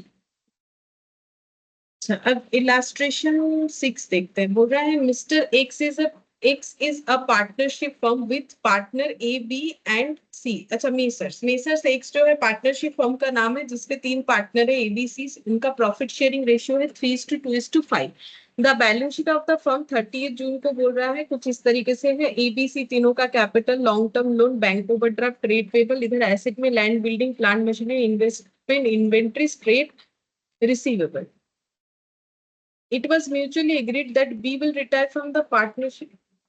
ये वाला नहीं, ये अलग है। अच्छा, सेम टाइप लग रहा है। बोल रहा है it was mutually agreed that B will retire from the partnership and in his place D will be admitted as a partner with effect from 1st July. For this purpose, the following adjustment are to be made. तो यहाँ पर ना 1st जुलाई बोला है, ठीक है, इस बात को शायद हमें ध्यान में रखना पड़ेगा, मे भी देखते हैं, क्योंकि इनका जो बैलेंस शीट, अच्छा जून है, अच्छा तो इनका ईयर एंड ही जून को होता है, ठीक है, तो इनका ईयर एंड जून को होता है, तो शुरू कब होता होगा? 1 जुलाई। 1 जुलाई को शुरू होता है, ठीक है, तो फिर इसमें हमें कुछ ज्यादा ध्यान देने का जरूरत नहीं, वो एक ईयर दिया है, लेकिन कोई बीच का डेटा ऐसा कुछ नहीं है, ठीक है, जैसा स्टार्टिंग है जुलाई और जून बोल रहा है, ठीक है। अच्छा, फिर क्या बोला है, गुडविल है 2 लाख, वैल्यू किया गया है due to the firm's location advantage, ठीक है, फर्म के लोकेशन एडवांटेज की वजह से जो है यहाँ पर इनका गुडविल 2 लाख है, ये बोल रहा है, but the same will not appear as an asset in the books of the reconstituted firm. तो जो नया बैलेंस शीट बनेगा वहां ये गुडविल नहीं दिखाना है, हमें पता है कि ये नहीं दिखाना होता है, ये हम लोग बहुत बार डिस्कस कर चुके हैं। Building and plant and machinery का वैल्यू हो जाएगा 90%, 85%, मतलब बिल्डिंग का जो भी वैल्यू वो 90% में दिखाना है, प्लांट का जो भी वैल्यू 85%, मतलब इसके वैल्यू को 10% कम करना है, इसके वैल्यू को क्या करना है, 15% से कम करना है, ठीक है, तो इसका मतलब जो है डिप्रिशिएशन हो रहा है। Investment are to be taken over by the retiring partner at 25,000. Trade receivable are considered good only up to 90% of the balance sheet figure, मतलब 10% पे प्रोविजंस क्रिएट करना पड़ेगा, क्योंकि 90% गुड है, तो फिर बाकी 10% गुड नहीं है। बैलेंस भी कंसिडर्ड बैड, भूल भी दिया है, बैलेंस कंसिडर्ड बैड होगा, ठीक है। फिर बोल रहा है the reconstituted from the total capital 3 lakh होना चाहिए, जो कि एसीडी अपने अंदर 3:4:3 में डिस्ट्रीब्यूट करेगा। The amount due to retiring partner shall be transfer to his loan account, prepare revaluation and partners capital account. तो सेम क्वेश्चन है, बट हमें रिवैल्यूएशन और पार्टनर्स कैपिटल बोला है, यहाँ बैलेंस शीट बनाने नहीं बोला है। चलो प्रैक्टिस हो जाएगा, हम लोग फटाफट कर लेते हैं, ठीक है, ये वाला रिवैल्यूएशन अकाउंट और पार्टनर्स कैपिटल। illustration 6.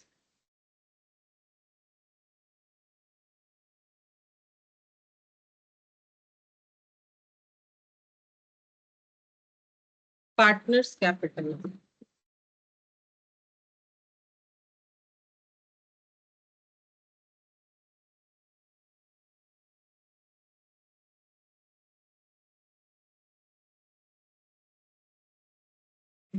डिवैल्यूएशन और पार्टनर्स कैपिटल, तो देखते हैं सबसे पहले हमें किस चीज का डेटा दिया था। सबसे पहले तो हमें गुडविल दिया हुआ था, ठीक है। तो गुडविल के लिए हमें जो रेशियो है वो उस पे कैलकुलेशन करना पड़ेगा सबसे पहले, ठीक है। चलिए वर्किंग नोट बनाते हैं। Working note 1,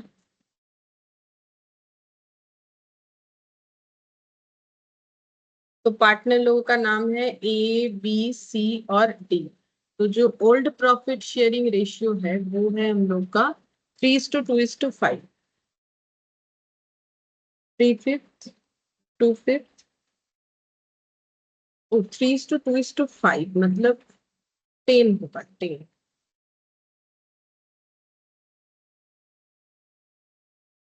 10, 10। और जो न्यू प्रॉफिट शेयरिंग रेशियो है वो बताया था, प्रोपोर्शनेट करना है कैपिटल को 3:4:3, 3:4 और 3। तो ये भी 10 आ रहा है। तो गेन या सैक्रिफाइस चेक करते हैं। तो ए को पहले 3/10 मिलता था, अभी भी 3/10 मिलेगा, ना तो गेन है ना तो सैक्रिफाइस है, ठीक है, 0। डी जो है रिटायरिंग, तो उनको पहले 2/10 मिलता था, अब कुछ नहीं मिलेगा, तो 2/10 इनका अपना सैक्रिफाइस है, ठीक है। सी को मिलता था 5/10, अब मिलेगा 4/10, मतलब 40%, 50%, 10% कम मिलेगा, 1/10 का इनका सैक्रिफाइस है, ठीक है। और डी जो है उनको पहले 0 मिलता था, अब इनकमिंग पार्टनर है 3/10, इनका हो जाएगा ये 3/10 का गेन। तो देखो एक्चुअली इन दोनों के सैक्रिफाइस को ऐड करोगे तो इसका गेन निकल के आएगा कि इस हिसाब से गेन हो रहा है, ठीक है। अब एंट्री क्या हो जाएगा फिर गुडविल के शेयर का, तो पहले निकालते हैं शेयर ऑफ गुडविल। तो यहाँ पर एंट्री तो ऐसे हो जाएगा, जो सैक्रिफाइसिंग पार्टनर है उनका कैपिटल क्रेडिट होगा तो डी का कैपिटल डेबिट होगा। हम एंट्री लिख लेते हैं, D capital account debit to B to सी।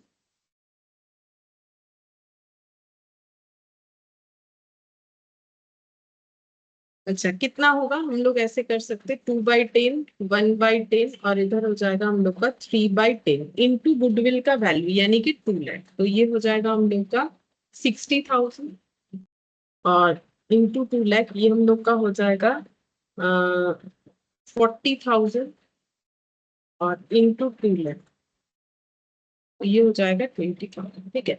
अब तुम लोग ऐसा तो नहीं सोच रहे हो ना कि हम कभी सैक्रिफाइसिंग रेशियो से कभी बोलते हैं कि गुडविल का शेयर जो है कैसे लेना या देना पड़ेगा, प्रॉफिट शेयरिंग रेशियो कभी सैक्रिफाइसिंग कर रहे हैं, तो दोनों में आंसर सेम ही आता है। ये देखो हम बता देते हैं, मतलब अगर ऐसा कोई कंफ्यूजन है तो हम यहाँ पर बता देते हैं कैसे होता है।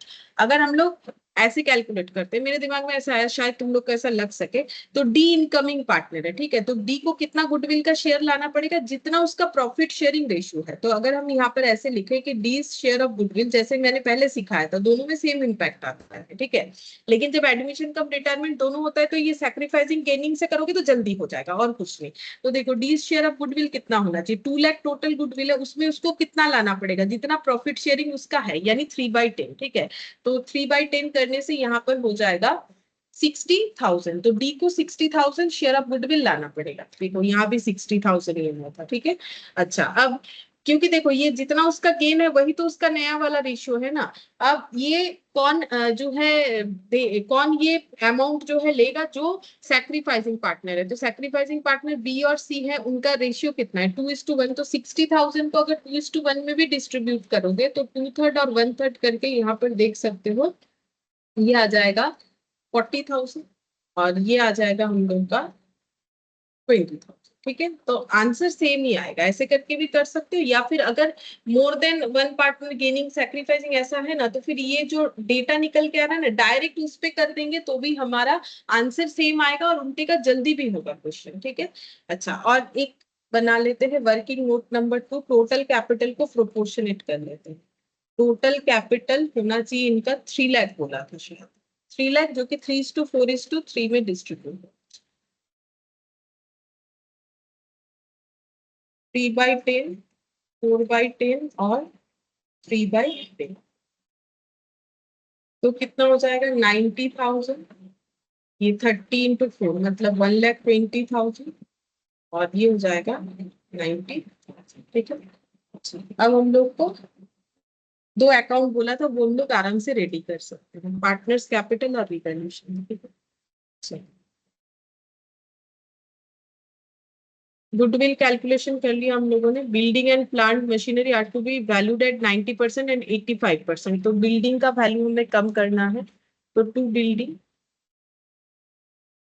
कितना कम करना है 10%। 90% रखना है तो 10% कम करना है, तो 2 लाख का 10% यानी 20,000।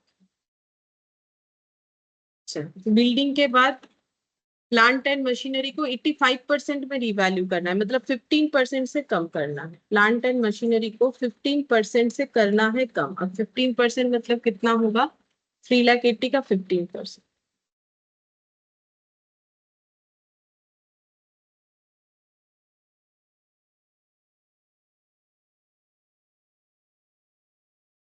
$57,000।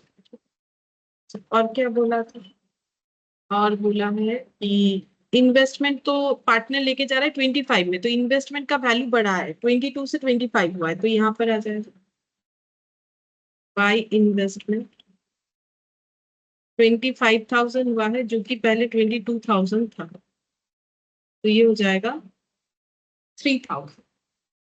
फिर पार्टनर लेके चला जाएगा तो उसका एंट्री करना पड़ेगा। Trade receivable considered goods only 90%, तो फिर 10% का बैड डेट है। बाकी कंसिडर्ड एज बैड बोला है, ठीक है, मतलब कंफर्म की बैड हो गया, प्रोविजन नहीं बोला है, बाकी बोल दिया बैलेंस बी कंसिडर्ड बैड। ये बैड मतलब ऐसा नहीं कि लग रहा है बैड होगा, कंफर्म बैड है तो फिर मैंने बैड डिप लिख दिया। 1,39,000 का 10%,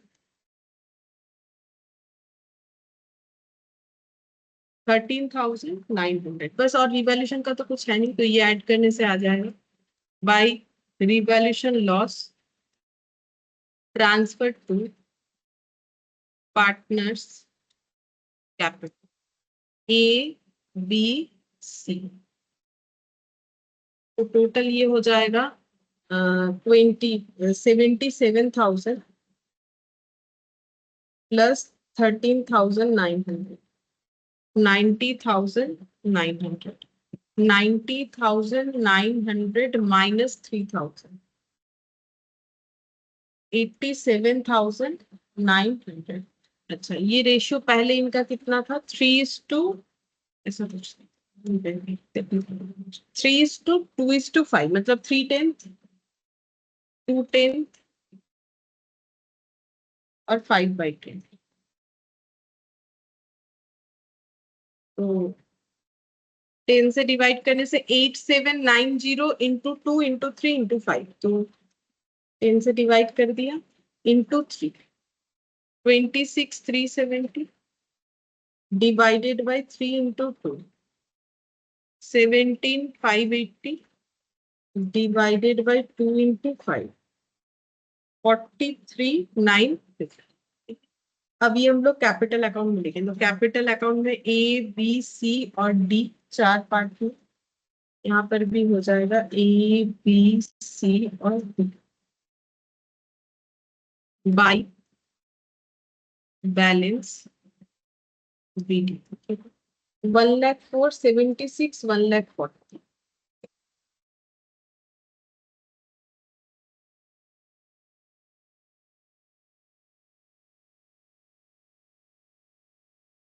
फिर रिवैल्यूएशन का लॉस ले लेते हैं। तो रिवैल्यूएशन लॉस 26,370, 17,580, 43,900। और क्या जाएगा, और जो है वो गुडविल का एंट्री होगा और इन्वेस्टमेंट टेक ओवर है वो। अच्छा, गुडविल का एंट्री पहले लिख लेते हैं D to B to C. ठीक है, तो by D's capital to B to C. तो डीज कैपिटल कितना हो जाएगा, तो D to B 40,000, D to C 20,000। तो फिर 40 और 20 से एंट्री होगा, तो यहाँ पर हो जाएगा 40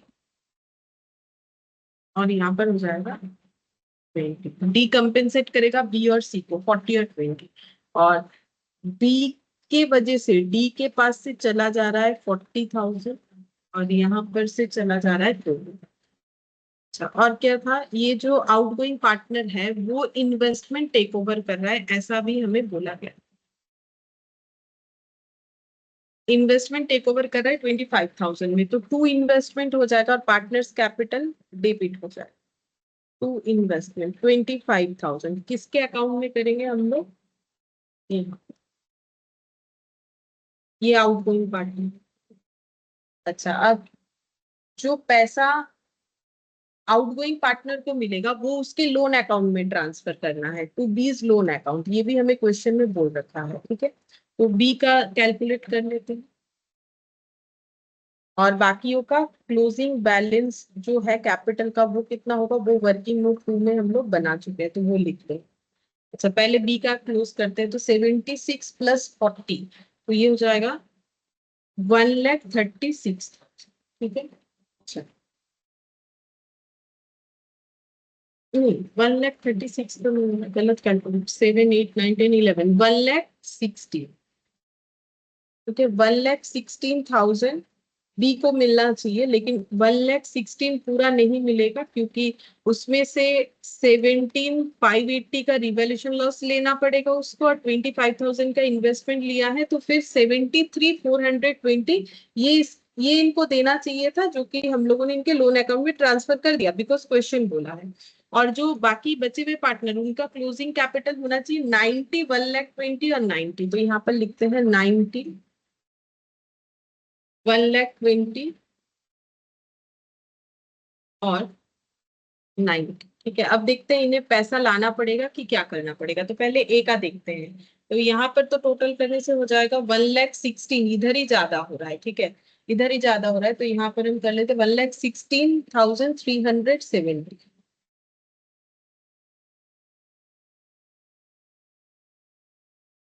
तो इधर आ रहा है बाई साइड। ठीक है, तो बाई क्या हो जाएगा, कैश या बैंक, अब इनका क्या लेजर है,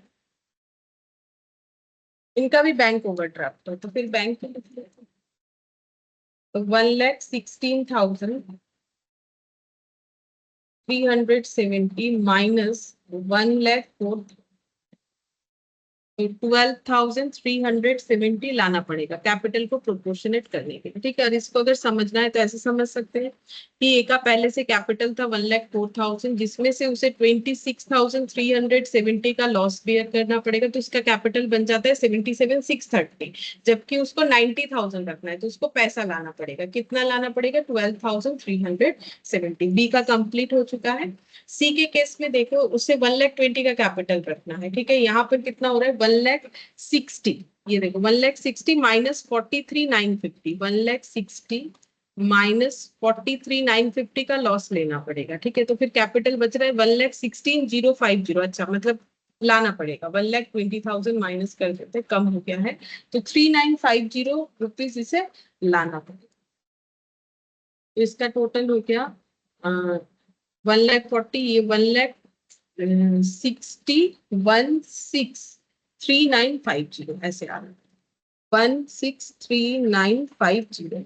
अच्छा, अगर हम लोग डी का देखें तो देखो, डी को अपना कैपिटल 90,000 रखना है, बट उसका कैपिटल में से उसे कितना देना पड़ेगा, 60,000 जो है गुडविल के लिए देना पड़ेगा, और उसके बाद भी उसे 90,000 रखना पड़ेगा। तो फिर उसको लाना कितना पड़ेगा, 90,000 कैपिटल और 60,000 गुडविल, तो 60 प्लस 90 करने से जितना होगा यानी 1,50,000, तो उसे 1,50,000 का कैश लाना।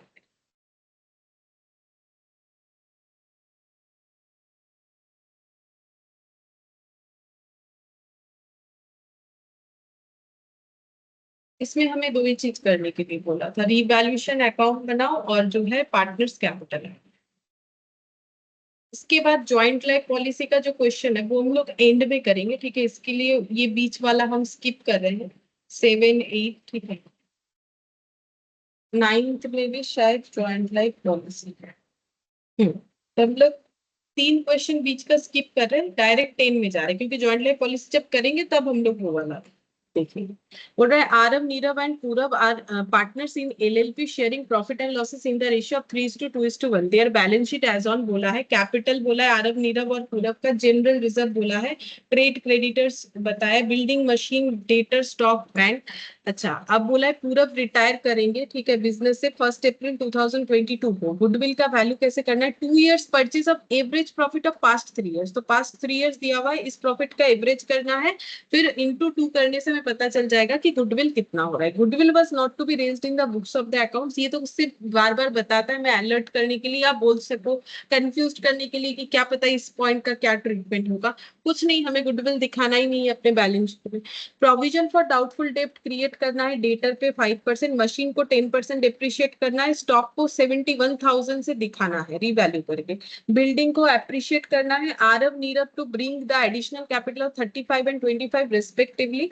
ये एडिशनल कैपिटल कितना लाएंगे ये बता दिया है, मतलब cash to Aarav's capital to Nirav's capital, ठीक है। अब कैश या बैंक होगा वो देख लेते हैं, बैलेंस शीट में क्या अवेलेबल है। बैलेंस पेबल टू पूरब मस्ट बी पेड इमीडिएटली, अच्छा यहाँ पर पूरब को जो भी देना है वो इमीडिएटली पे कर देंगे, मतलब पूरब कैपिटल टू बैंक या कैश जो भी है वो हो जाएगा।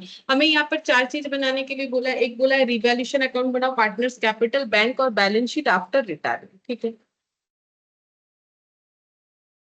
illustration 10 revaluation account,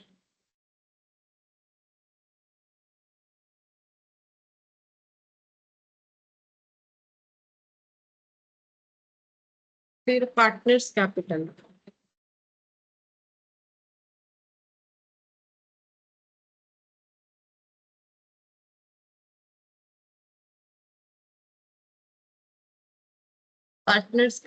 account, bank account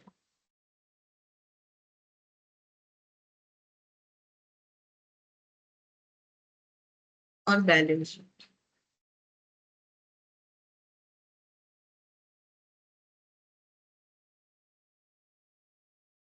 अब वर्किंग नोट बना लेते हैं, जैसे कि हमें गुडविल का वैल्यूएशन करना पड़ेगा, तो देखो यहाँ पर सबसे पहले वही इंफॉर्मेशन था, तो कैलकुलेशन ऑफ गुडविल,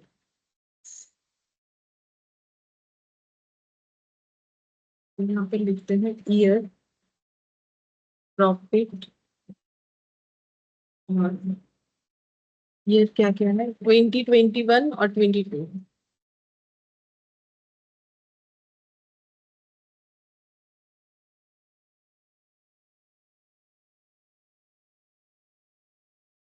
प्रॉफिट हम लोग को बोला है 41, 50 और 55।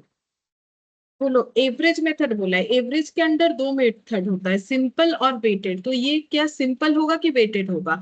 वेटेड तब होता है अगर प्रॉफिट में हमें कोई ट्रेंड दिखता है, ट्रेंड का मतलब है लगातार इंक्रीज हो रहा है या डिक्रीज हो रहा है, अगर ऐसा है तो फिर हमें वेटेड प्रॉफिट निकालना पड़ेगा। तो बोलो स्टैटिस्टिक्स में भी होता है वेटेड कैलकुलेशन, वेटेड एवरेज का मतलब। बोलो यहाँ पर ट्रेंड वही दिख रहा है, हाँ वेटेड होगा क्योंकि यहाँ पर ट्रेंड दिख रहा है। तो वेट कैसे लगाया जाता है, सिंपल 1 2 3 ऐसे लगा सकते हो, बाकी कुछ और लगाने से भी होता है, प्रीवियस क्लास में मैंने कैलकुलेट करके दिखाया हुआ है, तो वहां पर एक बार जरूर चेक कर सकते हैं। वेटेड प्रॉफिट निकालेंगे, ठीक है। तो ये हो जाएगा 41,000। वेटेड प्रॉफिट कैसे निकलता है, ये मान लो ए नाम दे दिया, ये बी नाम दे दिया, ये सी दे दिया, तो C equal to A into B multiply करके निकलता है। ये हो गया 1 लाख, और यहाँ पर हो जाएगा 1,65,000, ठीक है। अब इसका टोटल करेंगे तो कितना हो जाएगा, 2,65,000 और 40 लेने से ये 3,65,000 कितना होगा, नहीं कुछ और आ सकता है, 41,000 एडिंग कर 2,65,000, 3,06,000, ठीक है। ये हो गया वेटेड प्रॉफिट। अब वेटेड एवरेज प्रॉफिट निकालेंगे तो वेट से डिवाइड करना पड़ता है, ठीक है। तो वेटेड एवरेज प्रॉफिट कितना हो जाएगा,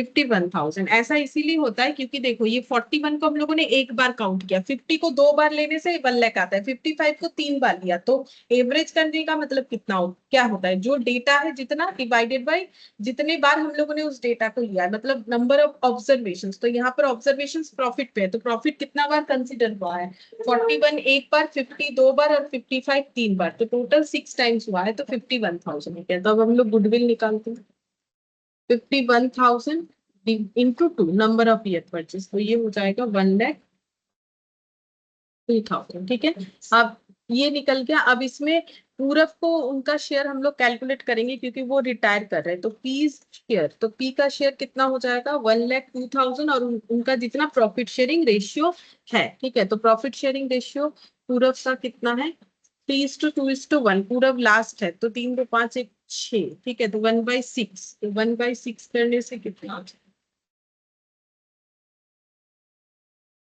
इंटू 2/6, तो ये हो गया 17,000। ठीक है, अब ये देगा कौन, जो भी गेनिंग पार्टनर हो गया। अब गेनिंग पार्टनर कौन है चेक करते हैं। देखो क्या हमें ये बताया आरव नीरव का प्रॉफिट शेयरिंग रेशियो ये चले जाने के बाद कितना होगा, कुछ बोला है, कुछ नहीं बोला है। ठीक है, तो हम लोग चाहे तो कैलकुलेट करके देख सकते हैं या फिर हम लोग ऐसे भी निकाल सकते हैं। चलो दिखाई देते हैं कैसे हो।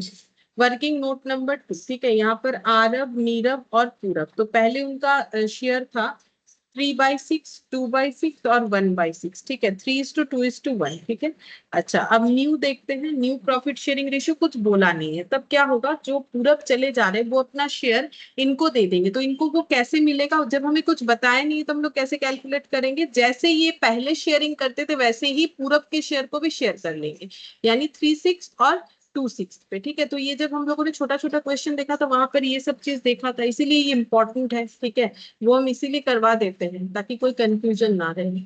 तो 3/36। ठीक है, तो अभी आरएफ का नया शेयर हो जाएगा 18 + 3, 21/36।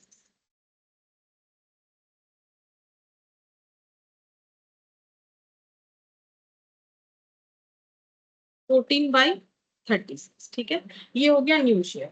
और अगर गेन बोले तो गेन ये वाला पोर्शन है, हमें कैलकुलेट करने का जरूरत ही क्या है, गेनिंग रेशियो तो यही वाला पोर्शन है जो मिला। ठीक है, तो यहाँ पर लिख लेते हैं, गेन हो जाएगा 3/36 इज टू 2/36, मतलब 3:2। ठीक है, अब ये 3:2 में जो है पी को कंपेंसेट करेंगे गुडविल का शेयर, तो यहाँ पर लगा देते हैं 3/5 और 2/5। ठीक है, तो 17,000 डिवाइडेड बाई 5 इंटू 3, तो ये हो गया 10,200, और बाकी हो जाएगा माइनस करने से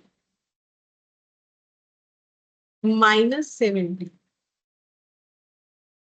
6,800। ठीक है, एंट्री क्या होगा, एंट्री हो जाएगा A N debit to P हो जाएगा। ठीक है, 10,200, 6,800, टू हो जाएगा यहाँ पर 17,000। ठीक है, तो ये हम लोगों को लिखना पड़ेगा यहाँ पर, ये जो कैपिटल अकाउंट है वहां पर लिखना पड़ेगा। चलो अभी तो मैंने कुछ लिखा नहीं है, ये वर्किंग नोट बन गया तो अब हम लोग आराम से कर सकते हैं एक के बाद एक। ठीक है, तो गुडविल सबसे पहले मिल गया, अब हम लोग गुडविल को पुट कर देते हैं। तो गुडविल पुट करने के पहले कैपिटल अकाउंट में ये बैलेंस लिखना पड़ेगा ब्रॉट डाउन करके, तो यहाँ पर लिखेंगे आरव नीरव और पूरब। ठीक है, तो कितना था 80 50 35।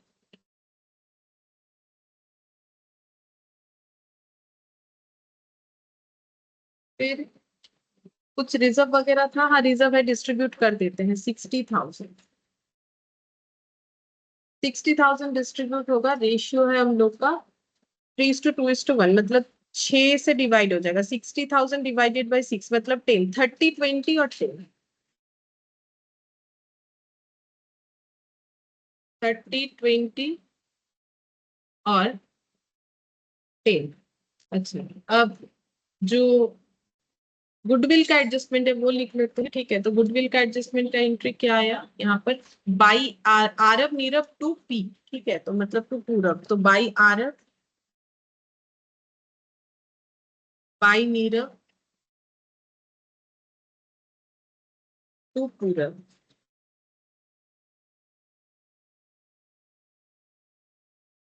अच्छा, अब आरब बोल के कहाँ पर आ जाएगा, पूरब के कॉलम में, क्योंकि उनको अमाउंट मिलना चाहिए। कितना कितना मिलेगा, 10,200 आया और इधर आया 6,800।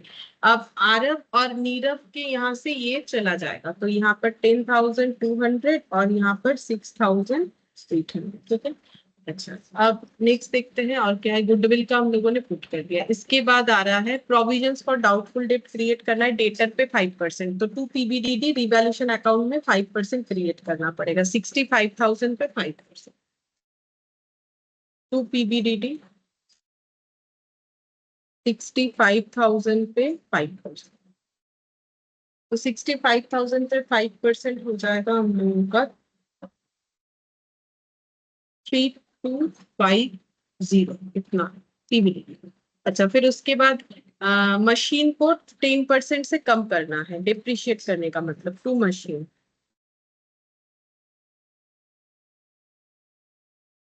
टेन परसेंट से कम करना है, 67,500।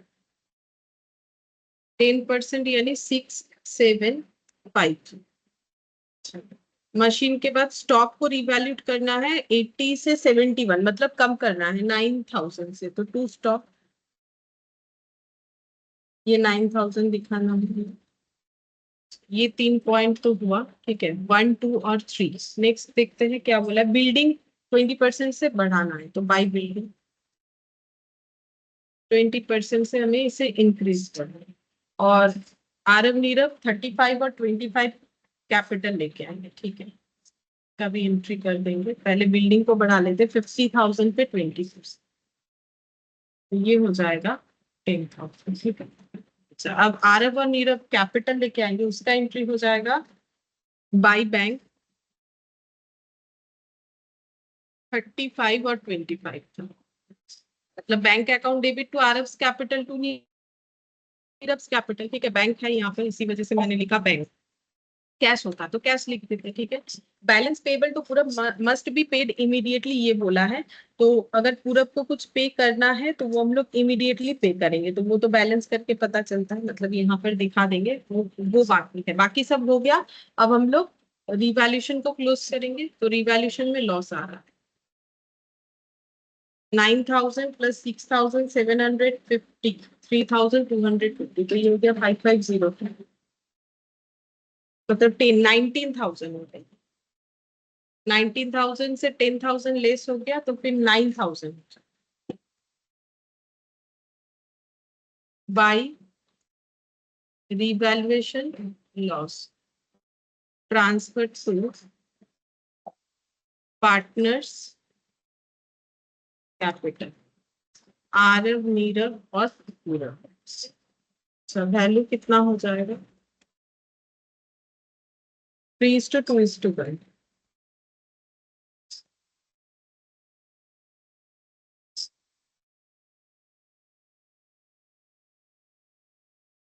पॉइंट में आएगा, मतलब 9,000 डिवाइडेड बाई 2, 3/6 बच्चा 4,500। नहीं, पॉइंट में नहीं है। ये 3 से डिवाइड, मतलब 3,000। ये शायद पॉइंट में आएगा, नहीं ये भी नहीं आएगा। 9,000 डिवाइडेड बाई 6, तो ये आ गया हम लोग का 15। अच्छा, ये रिवैल्यूएशन लॉस ट्रांसफर करेंगे partners capital to revaluation loss 4,500, 3,000 और 1500। अब हम लोग सबसे पहले पूरब का अकाउंट क्लोज करेंगे कि उनको हमें कितना पैसा देना है। तो पूरब का अकाउंट करते हैं क्लोज। 35 और ये हो गया 10, 45, 45 और 10, 55,200 प्लस 6,800। तो ये हो जाएगा 62,000। इतना हमें उनको पे करना था, बट उनको रिवैल्यूएशन लॉस बियर करना पड़ेगा 1,500। तो बाकी बच रहा है 60,500 पे करना। और यहाँ पर हो जाएगा 80,000। इनका तो कुछ करने बोला नहीं कि कैपिटल ऐसा होगा वैसा होगा, तो फिर जैसा है क्लोज करने से जितना आएगा हम लोग उतना मानेंगे। ठीक है, इन्होंने खुद ही बता दिया ये लोग कितना पैसा लाने वाले हैं। तो 1,45,000। नॉर्मली ये काम हमसे करवाते हैं कि ये ऐसे प्रोपोर्शनेट करना है या ऐसे करना है तो कितना लाना पड़ेगा। तो यहाँ तो वैसा कुछ बोला नहीं है, तो जो क्लोजिंग बैलेंस है वही रह जाए। 1,30,300.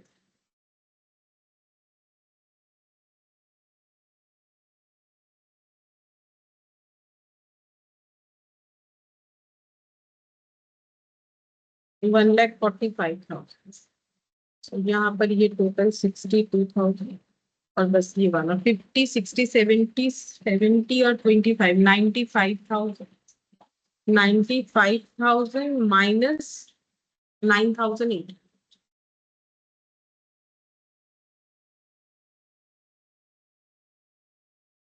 तो 85,200 हो जाएगा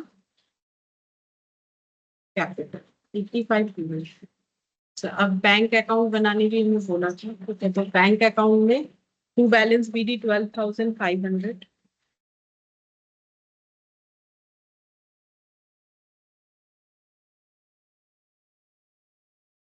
फिर ये बैंक वाला एंट्री हो जाएगा, ये वाला 35 और 25. To A's capital, to ends capital 35 और 25. और जो हम लोग पूरब को पे कर रहे हैं वो टू फीस कैपिटल हो जाएगा 60,500. ठीक है. तो 12,500 पहले हमारे पास था, फिर इन्होंने दोनों ने मिला के लाया है 30, 20, 50, 60. मतलब 72,500 जो है बैंक बैलेंस अवेलेबल हुआ और उसमें से हमें पे करना पड़ेगा 60,500. तो 12,000 हमारे पास क्लोजिंग में पैसा बच जाएगा. तो ये हो जाएगा बाई बैलेंस सीटी. अब बैलेंस शीट बनाएंगे. बिल्डिंग का वैल्यू बढ़ा था. ठीक है. तो बिल्डिंग 50,000 था, 20% से अप्रिशिएट करने बोला था यानी 10,000. तो बिल्डिंग का वैल्यू हो जाएगा 60,000. मशीन 67,500 था, उस पर डिप्रिशिएशन लगाने बोला 10%. तो 6,750. तो 67,500 माइनस 6,750, 60,700. अच्छा, इसके बाद डेटर 65,000. उसमें प्रोविजन क्रिएट करने बोला था.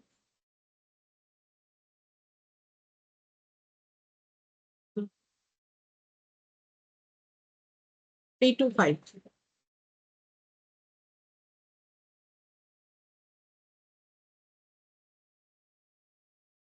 61,750. फिर है स्टॉक और बैंक. स्टॉक 80,000 था, उसका वैल्यू भी हमें चेंज करने बोला, रीवैल्यू करने बोला था और वैल्यू दिखाने बोला था 71,000. तो हम लोगों ने 9,000 से उसे रीवैल्यू किया था. और बैंक बैलेंस अभी अभी हम लोगों ने कैलकुलेट किया 12,000. ये 9,000 था कि नहीं, एक बार चेक कर रहे.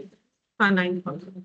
अब ये टोटल करना पड़ेगा और कुछ है नहीं. इधर बैंक तक ही है, इधर capital, general reserve, distributed, trade creditor 50,000 आ जाएगा. यहाँ पर कैपिटल, ट्रेड क्रेडिटर 50,000. कैपिटल आरब, नीरब और पूरब. तो ये देख लेते 60 1,20,750 plus 61,750 plus 71,000 plus 12,000, 2,54,700. But answer तो कुछ और है, शायद मेरा कैलकुलेशन गलत है. 60,000 प्लस 60,750 प्लस 61,750 प्लस 83, 265. अब ठीक है, 2,65,500. तो कुछ गलत हो गया क्या? 2,65,500 अगर इधर आया तो सही बना है. आरब, नीरव और पूरब का कैपिटल लिखना पड़ेगा जो कि है, ओ पूरब तो हट जाएगा. 1,30,300 और 85,200. 1,30,300 और 85,200. पूरब तो चला गया है ना, ये तो रिटायरिंग पार्ट. तो इसमें लेस करते हैं 1,30,300 माइनस 85,200, 50,000. ठीक है. ट्रेड क्रेडिट है, तो फिर बैलेंस जो है मैच होते हैं, ये आंसर। तो ये अकाउंट जो हमें बनाने के लिए था, ये काम। ठीक है, अब इसके बाद करना क्या है, अगर करके देखना चाहते हो तो इलास्ट्रेशन 11 कर सकते हैं, क्योंकि मैंने जो है कि वो बताया नहीं ना, क्या बोलते हैं इसे, इलास्ट्रेशन 11 कर सकते हो। वो JLP वाला जो था, जॉइंट लाइफ पॉलिसी, वो बाद में बताएंगे, इसीलिए नहीं बताया। ये 11 वाला इलास्ट्रेशन करके देख सकते हो। और बाकी यहाँ पर मुझे याद तो नहीं आ रहा है कि इसमें कुछ है कि नहीं है। हाँ, JLP है, पहला वाला मुझे दिख गया, JLP है। हाँ, ये 2 वाला कर सकते हो, ये एकदम इलास्ट्रेशन 2 की तरह ही है, जैसे हम लोग का इलास्ट्रेशन 2 था। यहाँ पर बस एक चेंजेस है, ये इलास्ट्रेशन जैसे वो प्रॉफिट रीओपन करके वो वाला क्वेश्चन था, तो प्रैक्टिकल क्वेश्चन का 2 और उधर से इलास्ट्रेशन लास्ट वाला, ये दो चाहो तो करके देख सकते हो, सेम क्वेश्चन है। और JLP हम लोग सीखेंगे तब JLP रिलेटेड बीच का 3 क्वेश्चन, और ये हम लोग कम। ठीक है, फिर आज हम लोग इतना ही करते हैं।